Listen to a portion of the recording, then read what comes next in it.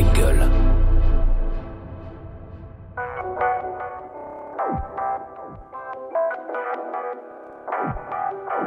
Oh shit, it's time for the featuring podcast, bro. Hey, c'est Driver. Bienvenue sur le podcast featuring dans lequel je recevrai un invité spécial à chaque épisode. Rappeur, producteur, DJ, beatmaker, homme de l'ombre.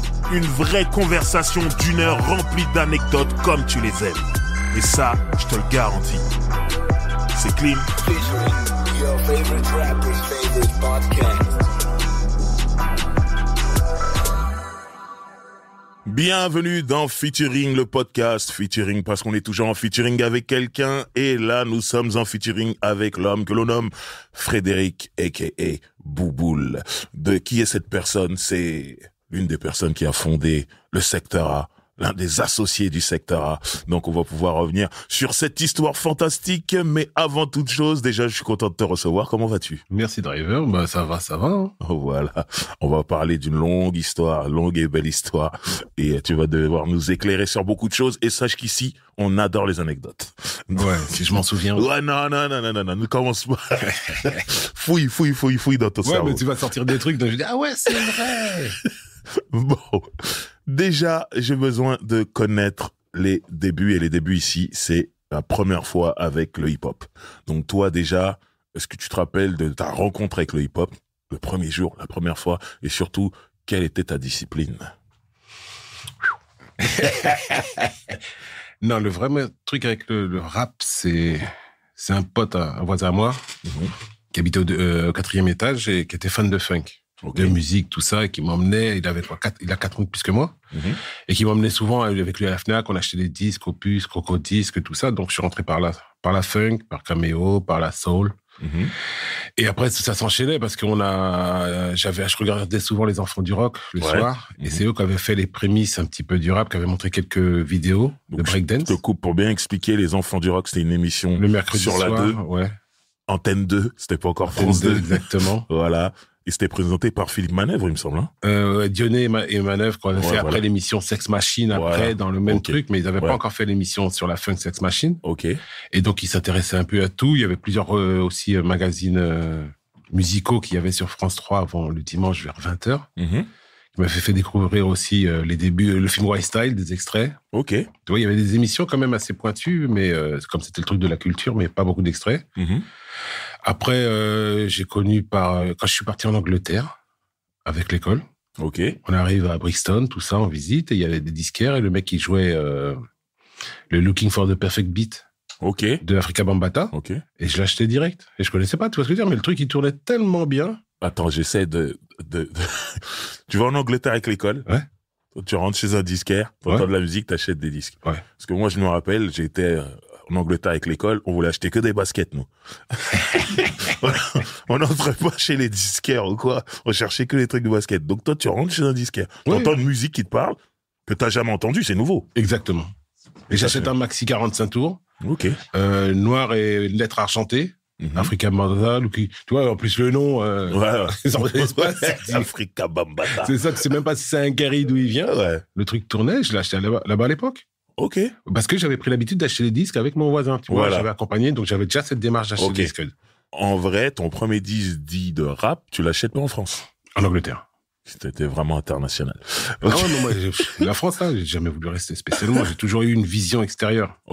J'ai toujours aimé culture américaine, rien que par la musique, par tout ça, par leur histoire, leur combat. Donc du coup, t'as ce disque de Bambaataa. Tu rentres en France avec, tu écoutes tout le temps. Qu'est-ce qui se passe? Tu veux savoir ce qui se cache derrière? S'il y a d'autres disques comme ça? Oui, parce qu'après, j'apprends que les mecs travaillent avec Kraftwerk, ça travaille tout avec les Allemands, ça travaille tout ça. Donc à un moment, après, on se m'achetait du Django.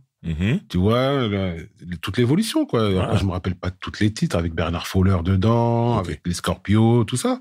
Donc toi, t'es vraiment un collectionneur de vinyle à ce moment-là. Et un fan de musique, un lecteur de pochettes. Tu vois, c'est comme ça. C'est comme ça à l'époque, avancé, donc un grand lecteur de pochettes, de machin. Donc après, j'ai évolué dans la musique comme ça. Quand tout ce truc de hip-hop arrive, il y a la danse. Moi, personnellement, j'ai vu la danse arriver avant toute chose.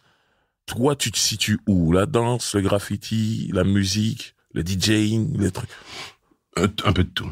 Tu connais, au début, t'as tout. Est-ce que t'as déjà rappé? La grande question qu'on pose aux non-rappeurs ici. Non, tu dois dire la vérité. Non, pas rapper, essayez. Oui, non, mais c'est pas grave. C'est pas pareil. Ouais, comme tout le monde. Ok. Comme tout le monde. T'as dansé devant ta glace comme tout le monde. Uh-huh. Quand il y avait des soirées, on faisait des soirées à l'époque, un peu plus tard, tu vois, je vais avoir quoi, 17 ans déjà, on animait les soirées chez Didier, qui habitait dans le bâtiment à Passy. Ouais. Tu vois ce que je veux dire? On très allait bien. souvent chez lui. Moi, Ouais. j'animais, je mettais les skates parce que je connaissais tout ce qui était funk à l'époque et machin. en Donc, même t'as temps. été DJ un peu. Ouais, un moment. DJ, mais Ouais. après, j'enchaînais pas tellement bien, mais Ouais. voilà, j'étais T'avais passionné pas par le le get truc. down. Exactement. T'avais Après, pas surtout le quand get tu down. connais un mec comme Getch aussi, à un moment, t'es vite c'est- dépassé, tu dis, oula, Ouais. j'ai du travail. Ah, c'était une galère, lui. Ouais. Donc, c'est pour ça, non, j'étais toujours un fan de musique et j'ai toujours essayé de toucher à tout. J'ai dansé aussi, mais après, pas le meilleur danseur. Ouais. Tout ça, quoi. On connaît les meilleurs danseurs. Je me suis renseigné sur tout, quoi. Ok. J'étais un vrai fan, en fin de compte. À cette époque-là, il n'y a pas Internet. On est d'accord. Ouais. Comment tu te renseignes sur tout ce qui touche ce mouvement-là?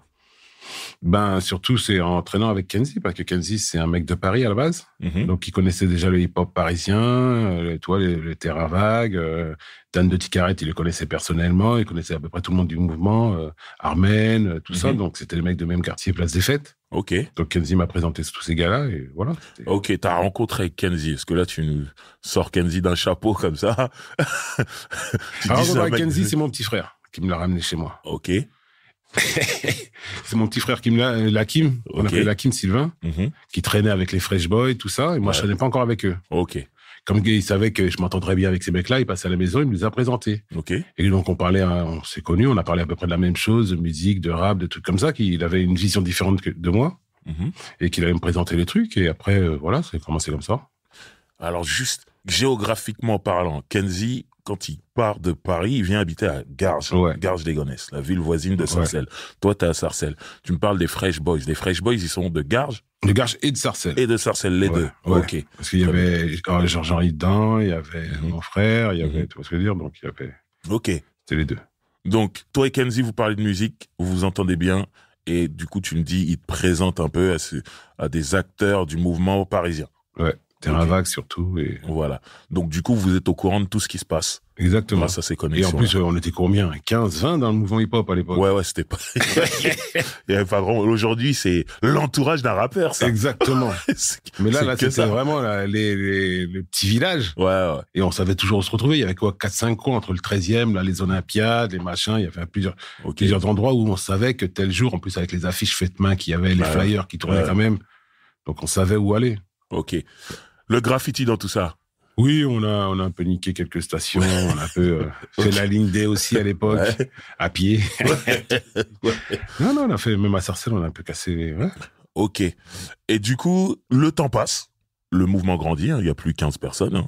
Ouais. Ça devient 30, 100, Ça 1000 devient une mode trucs aussi. aussi, le vestimentaire, tout ça. Toi, t'as connu toutes ces soirées, je dis ça parce que j'étais trop jeune, mais Globo, Bobino, tout ça, machin, la Grange aux Belles, t'as connu, vous y alliez? Au Grand Jobel, ouais, parce qu'on rentrait facilement. Après, c'était un peu plus dur parce que les mecs de la Sécu nous aimaient pas trop. Mais pourquoi? Parce qu'on était, tu sais, on était la nouvelle génération, pour eux, on était insolents. Ok. Tu vois ce que je veux dire? Ah, donc ça, c'est pas nouveau, ça. Ce truc Ah non. de quand il y a une nouvelle génération qui arrive, on les sent insolents et tout ça. Mais machin. Ça a surtout que toujours nous- été, c'est normal, en fait. Oui, c'est normal, mais la génération qui était au-dessus de nous était moins nombreuse en tant de Renoir. Tu vois ce que je veux dire? Et là, on était trop. Tu vois ce que je veux dire? Il y en avait partout, ça fout le bordel. Tu sais pas qui a fait le bordel, ils se ressemblent tous. Tu vois ce que je veux dire? Donc, à un moment, les mecs, ils craquaient. Ok. Et bon, ça s'est arrangé. Après, ils nous ont connus, on a travaillé ensemble et ça s'est Ok. arrangé. Mais sinon, ouais, Bobino, il y a des vidéos aussi du Globo. Hein. Ok. Sur le net, tu trouves Globo et on nous voit, Kenzie, moi, MC Jean Gabin, Ouais. Po, Ouais, aussi. on voit les Cassel, on voit Maï Lucas, Mhm. on voit tous les acteurs du mouvement, quoi. Ok. Si. Non, il y a quand même des archives. Il y a des photos aussi. Il y a un vieux chinois, là, qui était photographe, qu'on voyait tout le temps, qu'on voit tout le temps. Si. Lui, il doit avoir des Il vraies a- photos. Il a de toute la genèse du mouvement. en Ouais, photo. exactement. Ah, à chaque fois, chaque année, il y a une nouvelle photo qui sort de nulle part, j'ai remarqué. Il y a toujours MC Jean Gabin dedans. T'as vu? C'est un vieux de la vieille. Ah, il était déjà là. Ok, donc, là, on avance et arrive le rap. Arrive Ministère Amer, Hammer Posse, pour Ouais. être bien précis. Et moi, étant de Sarcelles, je les découvre d'abord. Ils font un concert au Forum des Cholettes, qui est une salle qui n'existe plus. Il y avait, il s'appelait pas encore Hammer Posse, hein, je crois. Tout le monde disait, il y a le concert des TAB. Alors, TAB, c'était la bande de Passy, d'Athletic Breaker. Ouais, la bande de Passy, Moda, pas Stomy. Non, il y avait Ahmed Day. Ahmed Day, voilà. Et donc, dans la ville, des gens disaient, il y a le concert des TAB. Toi, t'étais là, ce jour-là, dans ce concert? J'étais dans tous les concerts. Hein. Ok. Ouais, on était dans le truc, tu vois, ça faisait partie du truc. Hein. Surtout, il n'y avait pas grand-chose non plus. Pas grand-chose, et il y avait d'autres rappeurs d'autres villes aussi en même temps, des gens à découvrir, donc non. Ok. Et on les avait fait aussi un concert à l'époque, c'était quoi, 89, avec Ministère Mère, on les appelait déjà. Avec Ragasonic, Pablo Neruda. On avait fait à Garges. Parce qu'on avait monté une association, on avait fait, tu vois, le truc d'Ouzo Rating, on avait fait et après on avait fait un concert, tout ça. La salle commune de Paris. Ouais. Il y avait même Peps qui faisait avec ça, tout ça, là. Ouais. Genre, très bien. Je suis désolé, là, on est en train de balancer des références qui sont sarcelloises. Donc, mais bon, c'est pour vous dire qu'il y avait 2-3 événements chez nous. Ouais. À l'époque. Et tu dis que tu étais tout le temps dedans, tu les loupais pas. Moi, pour revenir sur Ministère Mère, il y a ce concert qu'on appelait le concert des TAB, mais où il y avait déjà des membres qui allaient être dans Ministère Mère. Il y avait Rico aussi qui était passé ce jour-là, je me rappelle. Ensuite, je les entends à la radio, sur Radio Nova, qui est une émission que je loupais pas. J'écoutais tous les dimanches et tout. Et là, j'entends des mecs rapper. Donc, il y avait Passy, il y avait Moda, il y avait Stomy, mais qui était pas encore vraiment avec eux. Mais comme on a eu Stomy et Passy ici, ils nous ont expliqué qu'ils étaient tous les deux dans le même collège à Chantraine. Ouais. donc ils étaient là, ils se vannaient un peu et voilà, il y a eu leur petite compétition. Et à ce moment-là, vous n'êtes pas spécialement avec eux? Non, on est plus avec Rico, en vrai. Ok. Parce que Rico traînait au quartier, c'est un mec de notre génération, c'était un mec du Globo aussi. Quand tu dis au quartier, dans votre quartier à vous. Voilà, parce que Ministère Amer, ils sont pas du même quartier que vous. Non, ils sont, plus à la secte, ils travaillent parce que c'était, Rico est plus de notre génération. Bien sûr. Et c'était aussi une bête de breaker, c'était un phénomène aussi, du hip-hop. Bien sûr. Et avec lui, on a commencé à aller à Radio Nova, mais aussi Stomy et Passy, comme on les avait découverts au Forum des Cholettes. Ouais. Tu vois, on avait vu leur discours qui ressemblait beaucoup à ce qu'on aimait. Ouais. Et on était content d'avoir trouvé au moins des gens qui avaient ce discours-là. Mm-hmm. On a dit, on va les aider à rentrer sur Radio Nova, puisqu'on avait réussi à rentrer, à casser des portes avec...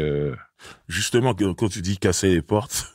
Ouais, elle n'était pas cassée, la porte. Non, mais il y a une légende...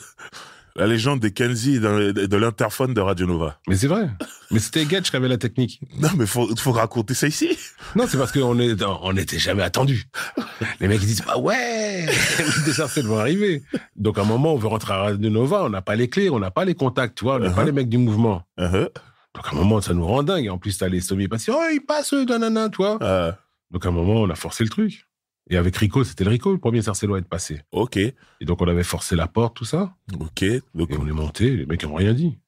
On me dit dès l'interphone, insulte directe, et la porte s'est ouverte tout de suite. Non, on avait tiré quand même. Parce qu'on avait la technique pour les machins. Donc, vous avez vraiment défoncé les portes. Oui. C'est pas au sens figuré. Non, on est obligé, mais sinon personne voulait de nous. Ouais, mais tu vois, là, depuis tout à l'heure, tu me dis, en boîte de nuit, on vous laissait pas rentrer. Là, à la radio, vous laissez pas rentrer, mais qu'est-ce que vous faisiez? Pourquoi? Mec de Sarcelles, ça suffit. Vous foutez la merde, Avant de l'avoir foutu, on vous disait déjà non parce qu'il y avait une génération au-dessus de nous quand même, tu vois, qui avait bien foutu la merde. Ouais. Mais déjà, même les mecs qui avaient les trucs de société Buffalo, là, qui voulaient pas nous faire rentrer. C'était les mecs de Sarcelles.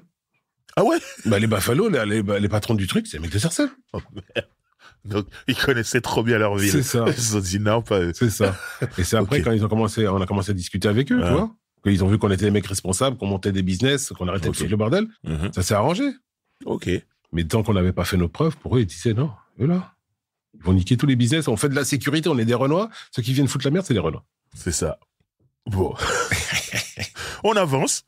Et finalement, vous êtes moins avec Rico et vous commencez à vous mélanger et travailler avec ce qui va devenir Ministère Amer. Tu te rappelles de comment vous vous êtes rapprochés? Ouais. Oui, on s'est rapprochés plus par connaissance, comme on connaissait les grands frères de Passy et Stomy, donc déjà c'était plus facile. On est passé aussi par les Vignes Blanches, voir ce que ça donnait. leur show, essayer d'améliorer avec Getch, tout ça, parce qu'il était quand même beaucoup plus technique. Il avait gagné le championnat de DJ 88 déjà à l'époque, tu vois. Oui, il a scratché avec des Jordan. C'est ça. Des baskets dans les mains. Mais je crois qu'il y a la vidéo de ça aussi. Mais il y a quelqu'un qui m'a envoyé un extrait, c'est Kenzie qui lui donnait les disques. Il était à côté comme un mec de Public Enemy, de S1W. Il avait le bras cassé. Non, c'était au championnat du monde, au Bobino, qu'il avait le bras cassé, Getch. Ah, il a fait le championnat du monde avec un bras. Ouais. Avec les 2 bras, mais il avait le poignet cassé avec son plâtre. C'est un ouf. Ah, il est loin. Salutations, Getch. Oui, c'est un vrai ouf.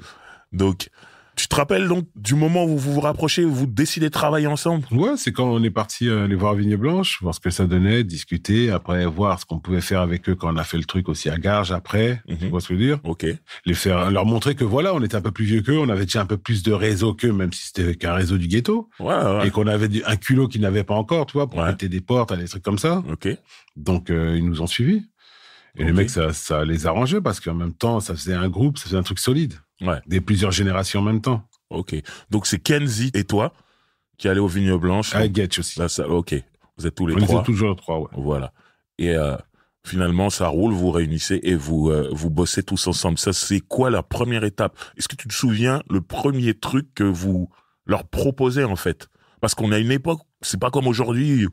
Tu vas voir un artiste, tu dis, alors on va faire un EP, on va faire un album, on va truc. On a une époque où c'est très rare, ça. Un album, c'est quasiment inexistant dans le milieu du rap. Donc, vous allez voir Ministère Amer, mais vous leur proposez quoi, en fait? De se faire une réputation. Ok. Tu vois ce que je veux dire? Parce que là, de se faire un nom, comme il y a un mouvement, tu dois venir, à notre époque, on devait venir de quelque part. Ouais. Personne n'arrivait comme ça, oh, il chante bien et on va te placer. Ouais. Donc, fallait une histoire, fallait, tu vois, un historique, fallait avoir un groupe qui allait dans une direction, qui avait un certain discours. Donc après, on a dû faire toutes les MJC qui existaient. Ok. Tu vois, toujours, surtout celle de Sarcelles, pour être connu à Sarcelles. On a fait toutes les MJC, on a fait le Paris 8, on a fait tous les concerts qu'on pouvait faire, gratuits ou pas gratuits. Ouais. Donc, c'était surtout ça, se faire connaître comme un vrai chanteur de rock de l'époque. Bien sûr. Des tournées comme on n'avait pas, mais on a fait des tournées de banlieue. Ouais. Même, on était connus grâce à Nova, même des fois en province. Bien on sûr. a fait des dates en province, c'était marrant. Mm-hmm. Mais c'était le terrain. Hein. À l'époque, il y avait, comme tu dis, il y avait pas d'internet, il y avait pas tout ça, il y avait pas de télévision pour nous, il y avait pas de radio pour nous. Ouais. Il y avait que Radio Nova que le dimanche soir, quand tu arrivais à y aller, parce qu'il y avait de plus en plus de monde, c'était crié. C'était fou. Donc, à un moment, c'était aller chercher le public. Ok. Donc, vous aviez déjà cette vision-là. C'était le mouvement commençait à arriver, donc il y avait quand même une certaine solidarité, pas énormément de groupes. Ouais. Tu vois, donc les gens commencent à appeler les gens qui commencent à se faire un nom pour essayé d'avoir des clients avec, d'avoir des gens qui viennent voir les concerts. Donc c'était un peu du buzz, quoi. Ensuite arrivent les premières signatures juste après Radio Nova. Il y a Rap Attitude. Ouais. Rap Attitude qui est la première compilation de rap français. J'ai reçu Stomy et Passy ici. Ils m'ont expliqué leur dégoût, leur énervement, le fait de ne pas être dans cette compilation, ce que ça avait causé chez eux. Et à partir de ce moment-là, j'ai l'impression que Ministère Amer et le mouvement hip-hop, il y en a un qui va à droite, l'autre qui va à gauche. Mais que vous assumez ça, parce que vous picotez le mouvement hip-hop. Vous les tailladez même. Ouais, mais tu connais comment on est. Tu sais, quand t'es rejeté à un moment, tu dis voilà. Ouais. Après, on est dans un truc assez pro-noir, tu vois. Ouais. Donc, tout ce qui est mouvement comme hip-hop, c'était un peu un mouvement des droits civiques pour nous. Ouais. Tu vois, si les mecs avaient eu l'intelligence, ça veut dire que tu vas pas rejeter ton fils parce qu'il fait un peu plus le bordel. Ouais. Tu restes au truc parce que ça fait partie du truc. T'as besoin d'une force comme des mecs pisses. T'as besoin des afrocentristes comme des mecs un peu plus violents. Et les mecs n'ont pas voulu parce qu'ils voulaient ça. C'était un peu bobo aussi, le hip-hop. C'était pas vraiment le ghetto, le vrai hip-hop, comme on dit. Ouais. C'était bobo. Ouais. Et donc, déjà, même à Nova, dès qu'ils ont vu arriver le rap français, ça leur plaisait plus. Parce que ça devenait plus un mouvement, ça devient commercial, les gens font de l'argent, tout ça. Ouais. Mais nous, on veut sortir du ghetto. Nous, le rap, le DJing, le machin, c'est un moyen pour sortir que les autres n'ont pas, qu'on a inventé. Ouais. Donc, on va s'en servir pour faire du fric et vivre notre famille. Ouais. Et les mecs comprenaient pas ça. Eux, ils voulaient que ça reste un petit mouvement tranquille. Mais là, ce que tu me dis, c'est ouf parce que, en vrai, à cette époque-là, qui fait vraiment de l'argent dans l'hip-hop? Quasiment personne. Mais vous sentiez déjà qu'il y avait moyen de faire de l'argent. On croyait en nous. Donc, à un moment, on se dit, on est la nouvelle génération. Ok. On aime le rap, on sait que c'est un truc émergent, ça peut que aller, tu vois, en exponentiel. Ok. C'était un peu une logique, je pense. Comme on était dans les prémices du mouvement, c'était déjà plus une mode depuis longtemps. Ok. Parce que depuis, ça aurait sauté en 85, 86, normalement, si ça avait été une mode. Ben oui. Et on arrive encore à faire du rap en français quand ça galérait déjà à être dans les temps et tout ça, en début 90, quand même. Ouais. Tu vois, faire des albums, avoir des mecs qui vendent, même si tout le monde ne vendait pas, c'était quand même...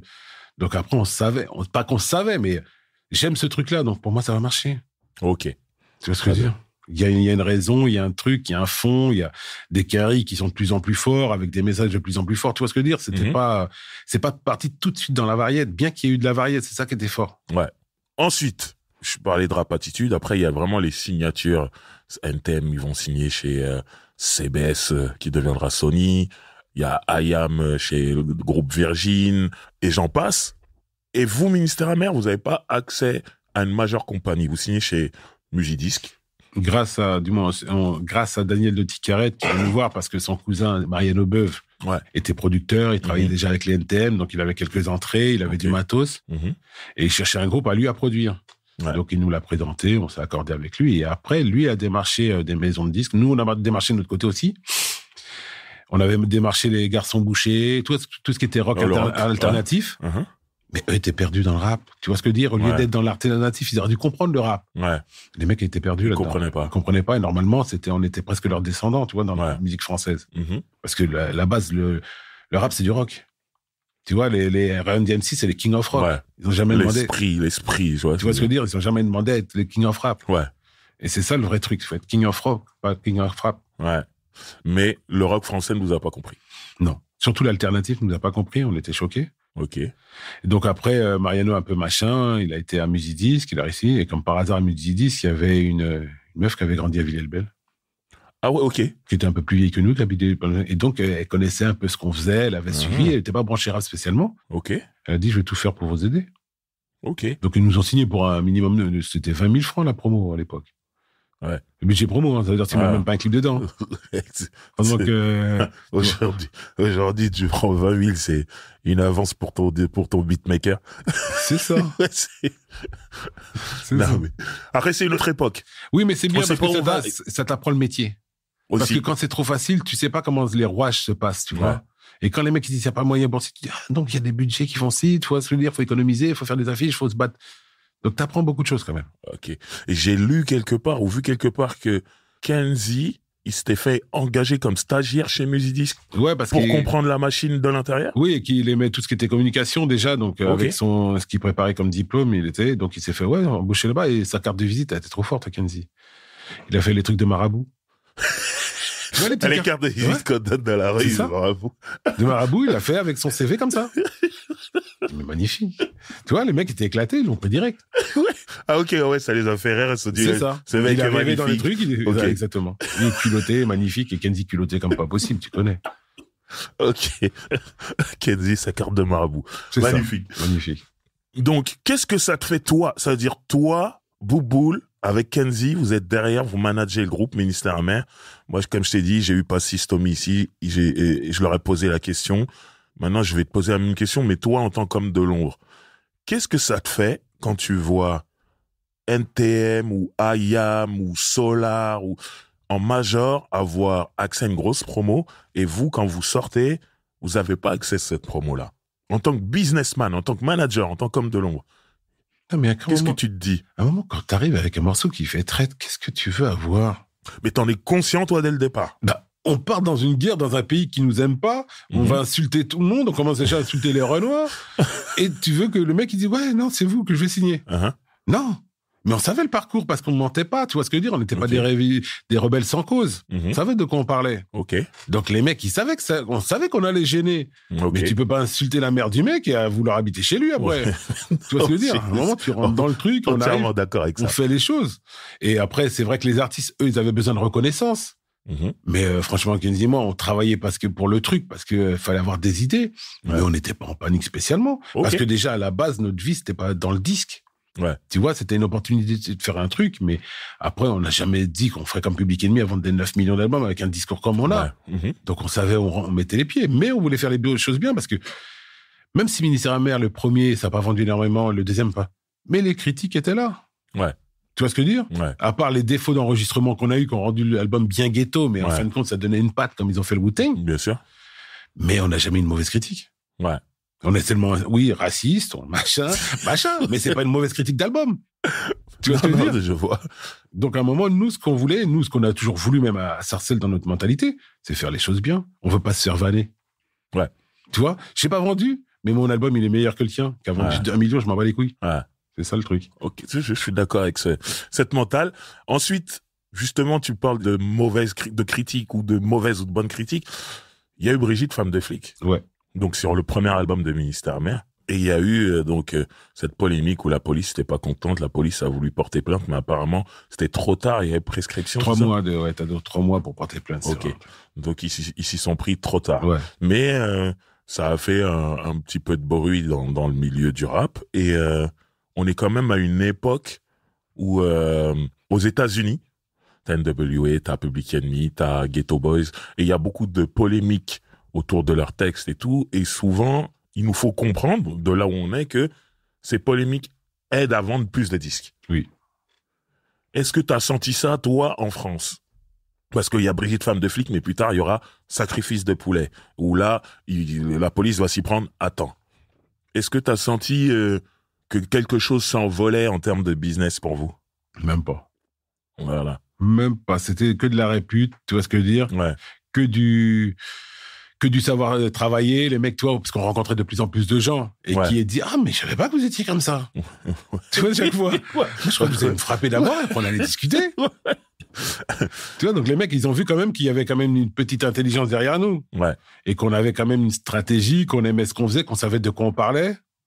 Donc, à un moment, les mecs ont commencé à s'intéresser à nous. Mais non, même avec ces polémiques-là, ça nous a permis d'être connus dans la rue. C'était même moi une anecdote. J'avais travaillé à un moment pour un camp Nike en 95. Ok. Tu vois, qu'il y avait eu à Coubertin. Mm-hmm. Et il y avait un gamin, et j'avais quoi en 95? Je vais avoir 28 ans, un truc comme ça. Mm-hmm. Et il y avait un gamin de 14-15 ans qui vient me voir et qui me rappe l'album 95-200 de A à Z.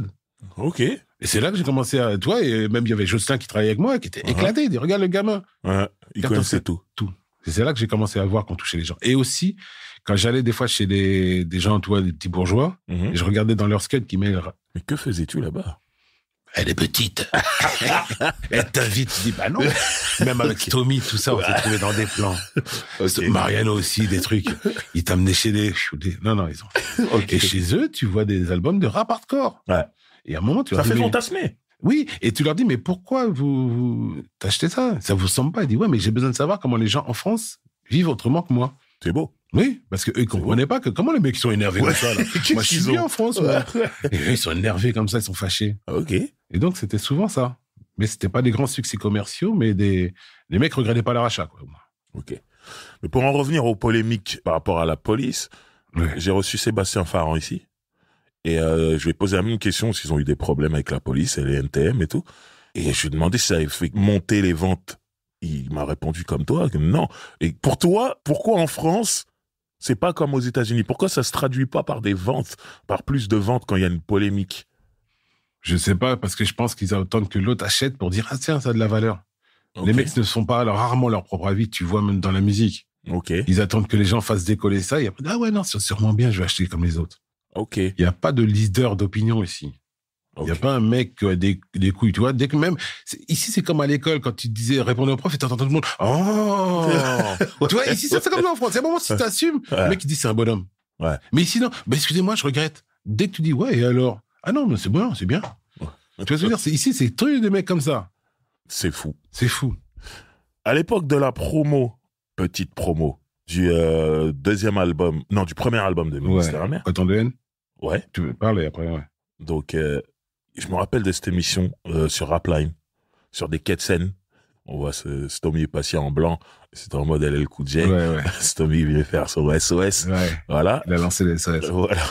Et il y a cette interview de Kenzie qui est incroyable, parce qu'on est dans le début des années 90, et il explique dedans tout ce que vous allez faire après avec Secteur A. Mais il explique qu'on est dans le début des années 90. Il dit que tout sera intéressant quand les groupes de rap monteront leur propre structure indépendante et qui produiront d'autres artistes et tout ça, machin.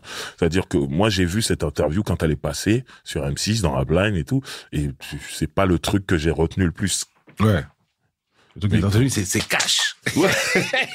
Non, je te dis cash, moi. Je te dis cash. Qui a été repris par les Inconnus plus tard. Incroyable. Mais au final, quand vers la fin des années 90, enfin deuxième partie des années 90, vous montez la structure Secteur A, cette interview ressort et là on se dit, mais les mecs étaient en avance. Il a prédit le futur. Moi, j'aimerais qu'on revienne dans cette première partie. Ça veut dire, au moment où Kenzie dit ça devant les caméras, vous avez déjà l'envie de faire. Mais qu'est-ce que tu voulais? On n'allait pas, Kenzie et moi, parce que après Ministère Amer, nous, on est des mecs managers, tout ça. On va être toujours derrière eux. Ouais. À un moment, tu crois, on fait Ministère Amer, après on fait plus rien, on rentre chez nous. Non, mais il n'y a pas de modèle. Moi, c'est ça qui me choque, en fait. Oui, mais parce qu'on prend une expérience. Et en plus, on avait les modèles Quinry, nous. C'est ça que je veux savoir. C'est toujours le modèle Quinry. Là, en France, personne ne fait ça. Au moment où Kenzie, il dit ce qui va être intéressant, c'est quand il va se passer ça. Oui, mais regarde les contrats que les mecs, ils ont. Déjà, ils ont pris des bonnes avances, ils ont pris tout ça. Tu vois ce que je veux dire? Nous, on sait que personne va miser sur nous. Donc, on est honnête, on doit miser sur nous. C'est pour ça. C'est qu'à un moment, sinon, on arrêtait la musique. Hein. Personne vient nous voir. Alors bon, on retourne chez nous, les gars. Ok. Tu vois ce que je veux dire? Donc, à un moment, on s'est dit, leur montrer que voilà, c'est pas parce qu'on n'a pas de grande maison de disques qu'on va pouvoir rien faire. Les gens dans l'indépendant font souvent plus d'argent que toi dans la réalité, dans les grandes maisons de disques. Et vous avez déjà cette vision-là à ce moment-là? Ça qui est fou. On fait déjà notre argent aussi, on se débrouille toi de notre côté. Donc à un moment, on sait qu'à un moment, t'as un produit, il va falloir le vendre, on va rentrer en maison de disques, on va monter notre label, on sait qu'il y a de la distrib, ça marche comme ça. Ouais. Après, la seule chose, c'est vendre le maximum de disques. Mais quand t'es un indépendant, si tu vends tes 10 000 disques, t'es bien, hein. Okay. À l'époque, quand tu vendais tes 10 000 disques, c'était le disque d'or des indépendants. Bien sûr. Et quand tu prends 10 euros par disque, le calcul est vite fait. La question est vite répondue, j'ai envie de dire. C'est ça. Ouais. Donc, super. Donc là, il y a le deuxième album de Ministère Amer qui sort, que j'adore. Moi, c'est mon album de rap français préféré. J'ai pu le dire ici à Story. Mais pourquoi Tant de haine, quand même, est très très bien. Mais avant 95200, mon album préféré, c'était Pourquoi Tant de haine. Ah ouais. Voilà. Parce que le Damné de la Terre, le machin. C'est un morceau incroyable. Incroyable. Mais 95200, j'ai trouvé que... Il était plus abouti.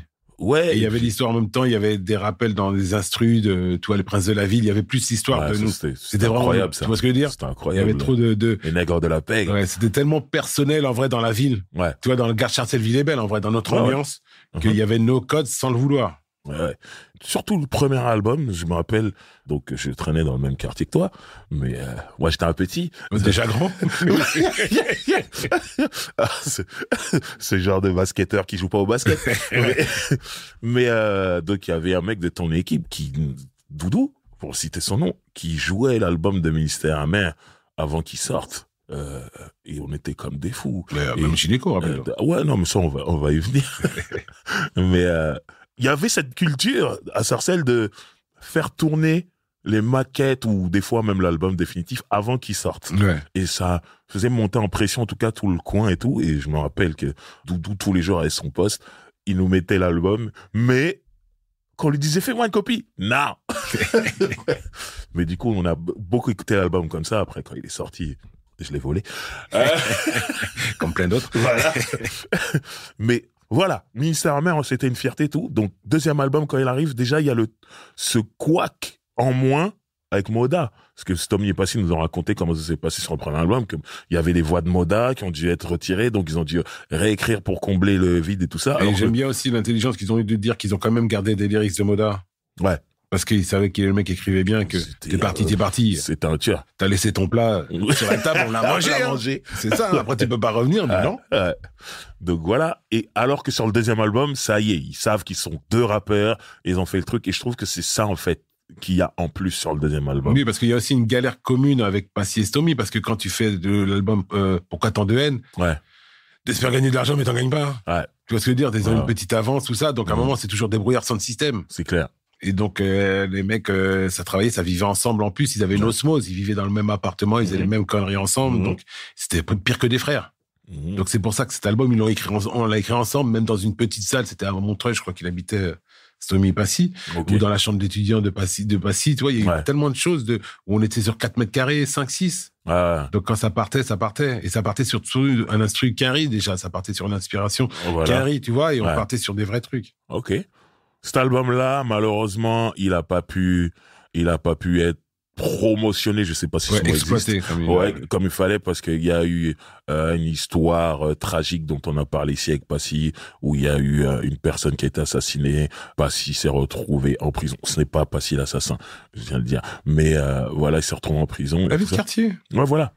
Ça, c'est que regarde comme dans les films. Quand au moment tu commences à atteindre le truc, où à la menace to society, à la machin, tu vois ce que je veux dire. Mais et on a toujours cru que ça allait être Stomy. Hein. Non, mais c'est clair. On est d'accord. Ouais. Stomy, je suis désolé. Mais de toute façon, Stomy lui-même, il le sait. Tous les quartiers, il est en embrouille. Ouais, voilà. Dans le machin, à Paris, tous les quartiers, il est en embrouille. Pour nous, c'était lui qui allait... Stomy, il aimait trop la bagarre. Trop la bagarre. Trop la bagarre. Dans tous les quartiers. Et tout seul, il y va.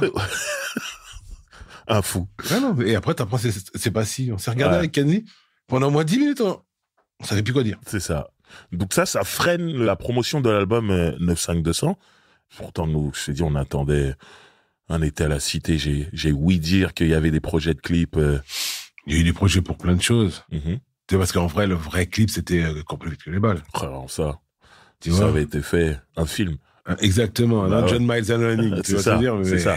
Mais après, voilà, les moyens, déjà, on avait à peine pour... T'as vu des affiches, C'était compliqué. C'est compliqué.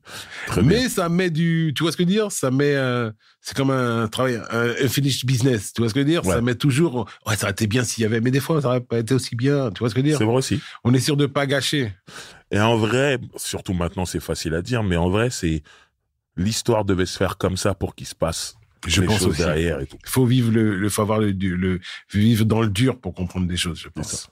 Parce que du coup, Passy se retrouve en prison. Stomy, je me rappelle, il commence à bosser sur des morceaux en solo.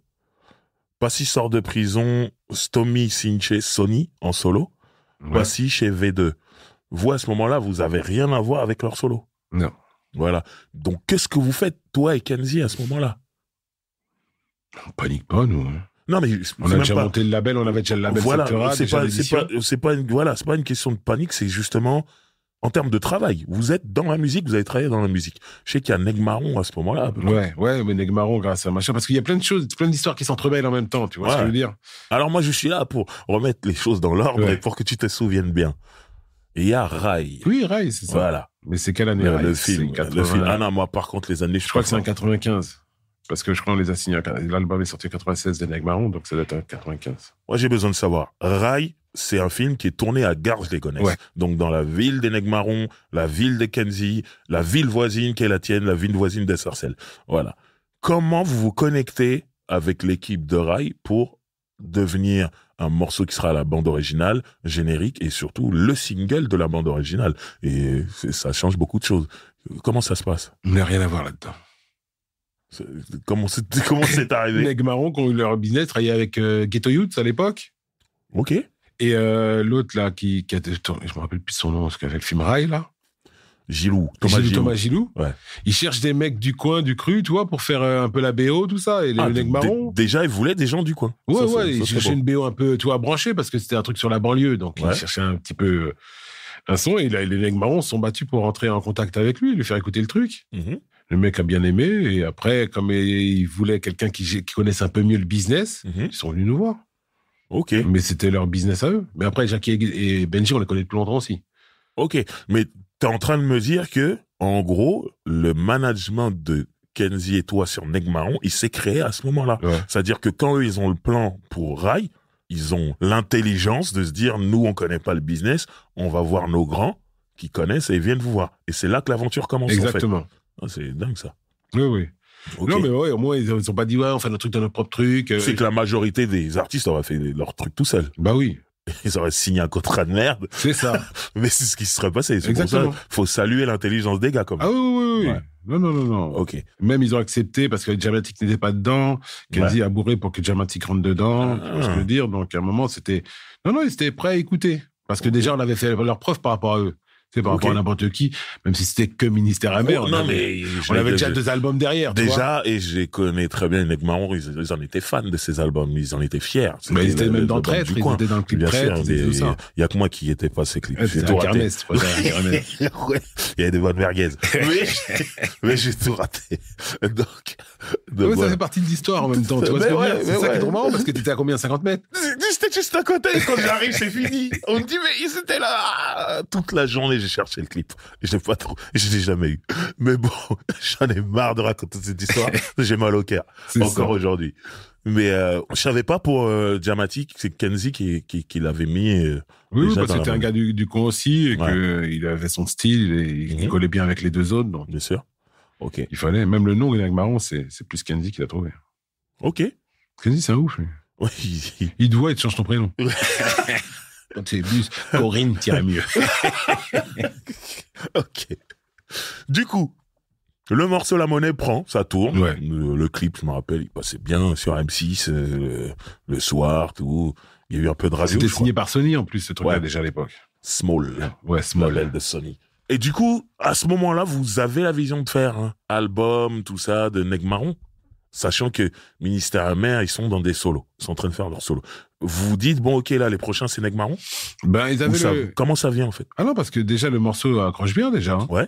Et les mecs avaient le fait en poupe, quoi. Ils avaient du monde, il y avait les Yovo qui s'intéressaient à eux, Ghetto Youth, tu vois. Donc, ils avaient déjà des compositeurs. Okay. Ils avaient une petite réputation dans les sound systems. Donc, déjà, ils n'étaient pas inconnus. Ouais. Donc, Sony a vu le succès, leur a proposé un contrat, et après, on a géré. Hein. Ok. Mais c'est fait vraiment simplement. Ok, très bien. Mais parce qu'ils n'ont pas eu d'effort de développement à faire, puisqu'il y a eu Thomas Gilou avec son film Rail. Tu vois ce que je veux dire, qui pousse le truc, la promo en plus du film qui pousse le titre. Ok. Donc eux, ils avaient déjà des noms. Ils n'avaient pas besoin de faire de développement, donc c'était trop bien pour eux. Même si c'est une musique cousine, le reggae, du rap, à ce moment-là, je trouve que c'est quand même, c'est nouveau, c'est game changer. J'aime bien ce mot-là en ce moment. D'être manager de rap et de manager un groupe de reggae. Oui, bien sûr, mais nous, après, on voyait même pas ces choses-là. Ouais, non, mais tu vois ce que je veux dire, parce que les gens, à un moment, c'est de la musique déjà. Donc, ça se manage pareil. Tu vas parler avec la même maison de disques, avec les mêmes producteurs. Après, la chose, il y aura peut-être plus de musiciens. Il faudra faire appel aux Jamaïcains. Faire un album de reggae, c'est pas un sampleur à caille et on prend des samples. Hein. Non, mais tu peux le faire. Les mecs ont fait des albums de reggae avec que des machines. Ouais. Mais c'est vrai d'avoir le côté live, c'est toujours différent. C'est toujours plus de chaleur dans le reggae. Et surtout que la France est un vrai pays de reggae. Avant le rap, avant tout ça, même si c'est pas des succès à chaque fois. Mais tu fais des concerts de reggae de n'importe qui, c'est toujours rempli. C'est clair. Mais regarde, Neg Marron tourne toujours. Ouais. Il n'y avait pas le Covid, il se retournait, là. Ouais. Et le reggae, ça tourne plus que le rap. Ouais. Parce qu'il y a le live, il y a tout ça, il y a plein de choses. Et ça mélange quand même un peu hip-hop et la chanson, donc toujours, c'est... Non, c'est... C'est pour ça que je dis c'est une musique cousine. Ouais. L'album La Rue Cazenègre sort. Ouais. Comment ça se passe à votre niveau? Comment le bilan sans faire de jeu de mots? J'ai pas fait exprès. Je te jure, mais t'es obligé. Le bilan à ce moment-là, le premier album. Bah, c'est nous, très bel album, assez ouvert. On était contents d'eux. Ils ont fait leur taf. Ils ont écouté ce qu'on a dit. Ils avaient des bonnes inspirations, des bons titres. Non, j'ai vraiment bien aimé. C'était en plus en osmose parce que Kenzie a beaucoup travaillé sur cet album aussi. Il a donné quelques morceaux, il leur a donné quelques concepts. L'histoire même d'être habillé toujours en noir, de tout comme ça, tu vois, les étiquettes, Ok. Non, Kenzie qui les a... C'était sa vision. Ouais. Ok, incroyable. Ouais, bah, tu connais le mec. Non, moi je le connais, mais après, c'est pour les gens ici. D'ailleurs, ce serait bien de lui dire de venir parler un peu ici. Les gens l'attendent. Ah, mais Kenzie attend l'argent. Les Camerounais. Les Cameroun, tu connais. Ah, les Camerounais. Il dit, j'attends un argent là, et je te rappelle. Mais bon, j'ai essayé. Le truc, c'est, moi je me souviens, déjà l'interview dans Rapline où il dit quand on va monter nos structures et tout ça, c'est une chose. Ensuite, je vois d'autres rappeurs qui montent des labels de production. Mais je me souviens que vous, la première structure que vous montez, c'est une boîte d'édition. Ouais. Bah, c'est plus facile à monter. Ouais, mais à un moment où personne ne comprend ce qu'est l'édition. Oui. Parce que moi, je me souviens, c'est quoi l'édition? Personne t'expliquait. On comprenait rien. Et parce qu'ils savaient qu'il y avait un billet à prendre. Mais à un moment, t'allais à la Fnac et tu cherchais métier d'éditeur. Et il y avait un livre là-dessus. Mais vous, comment cette idée vient, en fait? Comment, au moment où tout le monde veut faire des maisons de production, alors j'explique ici, pour ceux qui comprennent pas le jargon, la production, c'est basé sur les ventes de disques, c'est comme ça que tu fais les recettes, là où l'édition, c'est basé sur les droits d'auteur, c'est-à-dire la diffusion en radio, des chansons, ça génère de l'argent, à la télé ou en club, voilà, ainsi de suite. À ce moment-là, tout le monde est basé sur la production, donc les ventes de disques. Vous, comment vous pensez à monter une boîte d'édition d'abord? Oh, ouais, on l'a pas pensé. On cherche un éditeur pour l'album 95-200. On va voir les gars qu'on connaît. Sébastien Farran nous reçoit. Bien qu'on parle jamais avec lui, hein. Mais comme c'est un mec intelligent, le mec, il sait très bien que pour que le rap vive, il faut qu'il y ait de la concurrence, il faut qu'il y ait des groupes forts, il faut que les gens tiennent. Ok.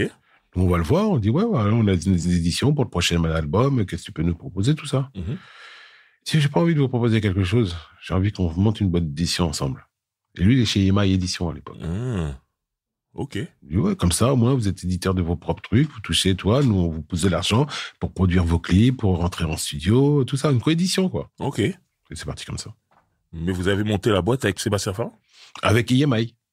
Ok. En coédition, on a monté notre boîte en coédition avec EMI. Et lui, en fait, il est directeur artistique chez EMI Édition Publishing. Ouais, c'était ça, EMI, dans le petit... ouais, c'était ça, EMI. Je vois. Mais c'est incroyable ce que tu me racontes quand on sait la rivalité qu'il y a eu entre Ministère Amer et NTM, et Sébastien Farran étant le manager d'NTM, t'es en train de me dire que vous avez à un moment donné travaillé ensemble. Oui, mais parce que la rivalité, c'était une fausse rivalité. Tu sais. Ouais. On avait les embrouilles, c'était pas, tu vois, c'est-à-dire, personne n'était frappé chez la porte du mec, je vais te tuer, avec son couteau, Tu vois ce que je veux dire? Ça n'a jamais été, c'était des embrouilles parce qu'en même temps, ça mettait un peu de piquant. La compétition dans le rap, quoi. Et que Didier est chiant, quand même. C'est un emmerdeur professionnel, tu vois. Un jour, il peut te dire bonjour, le lendemain, il va te faire enculer. Tu vois ce que je veux dire? Donc, à un moment, nous, on n'est pas comme ça. On est toujours, tu vois, dans le même truc, on sait les gens, faut les respecter parce que ça peut partir en couille à n'importe quel moment. Donc, on a toujours le même niveau de dialogue. Ok. Et donc après ça chauffait, mais regarde Coup de chaîne, on s'est jamais accroché avec eux. Les autres, non, on parlait avec tout le monde. Les danseurs, Réac et machin, c'est des mecs de Sani qu'on connaît très bien à la base. Ok. Tu vois, les Divi, on connaissait très bien aussi, c'était l'ami à nous. Ok. Donc en vrai, on se connaît. Ouais. Que Joey Star, en plus, on le connaît depuis. Ouais. Tu vois ce que je veux dire? C'était de la compétition. C'était de la compétition. Rien de bien méchant. Mais jamais, on n'est jamais parti à un concert pour les insulter, pour casser un truc, pour, tu vois, c'est-à-dire casser leur délire. Alors que Stomy a été au concert de Team Dog et a insulté Team Dog. Ah, mais il avait dit ça Compton. C'est ça. Et Stomy, un grand mec de Compton, il est venu avec un t-shirt NWA et il insulte. Il y a un défrisage. Sacré Stomy. Ah ouais. Mais bon. Non, mais il prenait les choses à cœur, Stomy. Ah ouais, j'ai vu ça. Ouais. Donc, du coup, vous montez cette boîte d'édition. Qui sont les premiers artistes que vous signez en édition? Ministère Amer. Parce que c'était la boîte, en plus, Ministère Amer, on était tous dedans. Alors, c'est très important que les gens comprennent ce business-là, mais aussi, pour moi, j'ai besoin de savoir. Vous signez Ministère Amer, le groupe? Ouais. Ou les solos aussi? Le groupe. Ok. Donc, en solo, ils ont le droit de signer ailleurs. Ouais, mais bon, ils avaient un devoir de signer chez nous. Ok. Tu vois ce que je veux dire? Par rapport à tout ce qui a été fait mais avant. Tu connais les artistes. Ouais. Mais on va faire notre propre truc. Oui, et puis, après, je veux pas parler à la place de Stomy et Passy, mais il y a aussi ce que tu as raconté avant, c'est le premier album sort, ils s'attendaient à gagner de l'argent et ils en gagnent pas.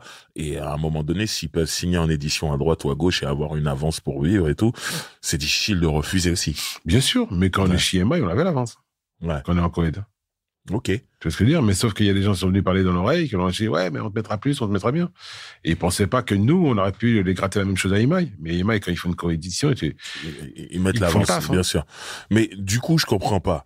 Quand tu dis qu'ils sont Ministère Amer à signer en édition chez vous, eux, quand ils partent en solo, ils signent ailleurs. Le contrat de Ministère Amer chez vous, il est annulé? Non. Ou les deux contrats existent? Il y a un contrat groupe et il y a les contrats solo. Exactement. Ok. Ah, tu peux faire ce que tu veux en vrai dans les éditions. Tu peux même changer de nom. Ok. Et signer, c'est un autre éditeur et on change de nom. Je sais. Drivero. C'est plus Driver, c'est Drivero. De Los Colombianos. Los Colombianos.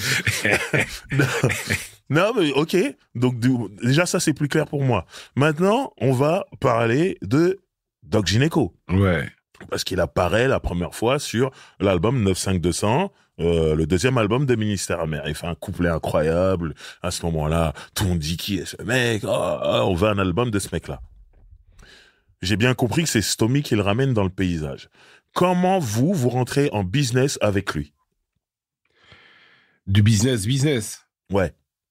Bah, déjà, il travaillait avec Mariano. Il avait Mariano et Malka Family, tout ça. Ils avaient déjà, tu vois, bien avancé sur l'album. Mhm. Et après, Mariano le signe, tu vois. Il va chez Virgin, il va chez l'Arabi Studio. Ils font les trucs avec les musiciens de Dr. Dre, les choristes de Dr. Dre. L'album arrive. Attends. Parce que moi, là, ça va trop vite pour moi. T'es en train de me dire que l'album de Doc Gynéco qu'on connaît, Mariano, il y a quelque chose à voir dedans? Bah, tu te rappelles pas les maquettes qui tournaient, qui n'avaient rien à voir avec ce qui est sorti après? C'est Mariano, c'est chez Mariano. Ok, ça c'était... Mariano était dedans. Ok. Black Door. Et Ok. Malka Family au machin. Ok. Tu vois ce que je veux dire? Il y a quand même des mecs lourds, déjà. La version de Viens voir le docteur était meilleure. Dans les Ouais, maquettes. mais les basses qu'il y a dans le truc, à la quinri, le truc est Le lourd. Mais boogie c'est vrai, était- tu vois ce que je veux dire? Mais Elle était plus West Coast. L'autre, elle était plus, toi, machin. Et c'est le Ouais. concept aussi de la maquette, tu connais. ouais, on est toujours attaché un peu plus Exactement. à ça. Donc, pour que tout le monde comprenne, la maquette de Doc Gynéco tournait bien avant que l'album sorte et tout, dans notre coin. Et il y a des versions qui ont un petit peu changé. Qui sont plus live et l'autre, Ouais. elles sont plus West Coast. Et il Ce qu'il a y fait. avait Bart Simpson en intro de Viens voir le docteur qui était incroyable. Ouais. Mais je crois qu'ils Ça. n'ont pas eu les droits, un truc comme ça. J'imagine. Même le sample, il y avait un sample et je pense qu'ils ont pas dit De Marvin Gaye. Ouais.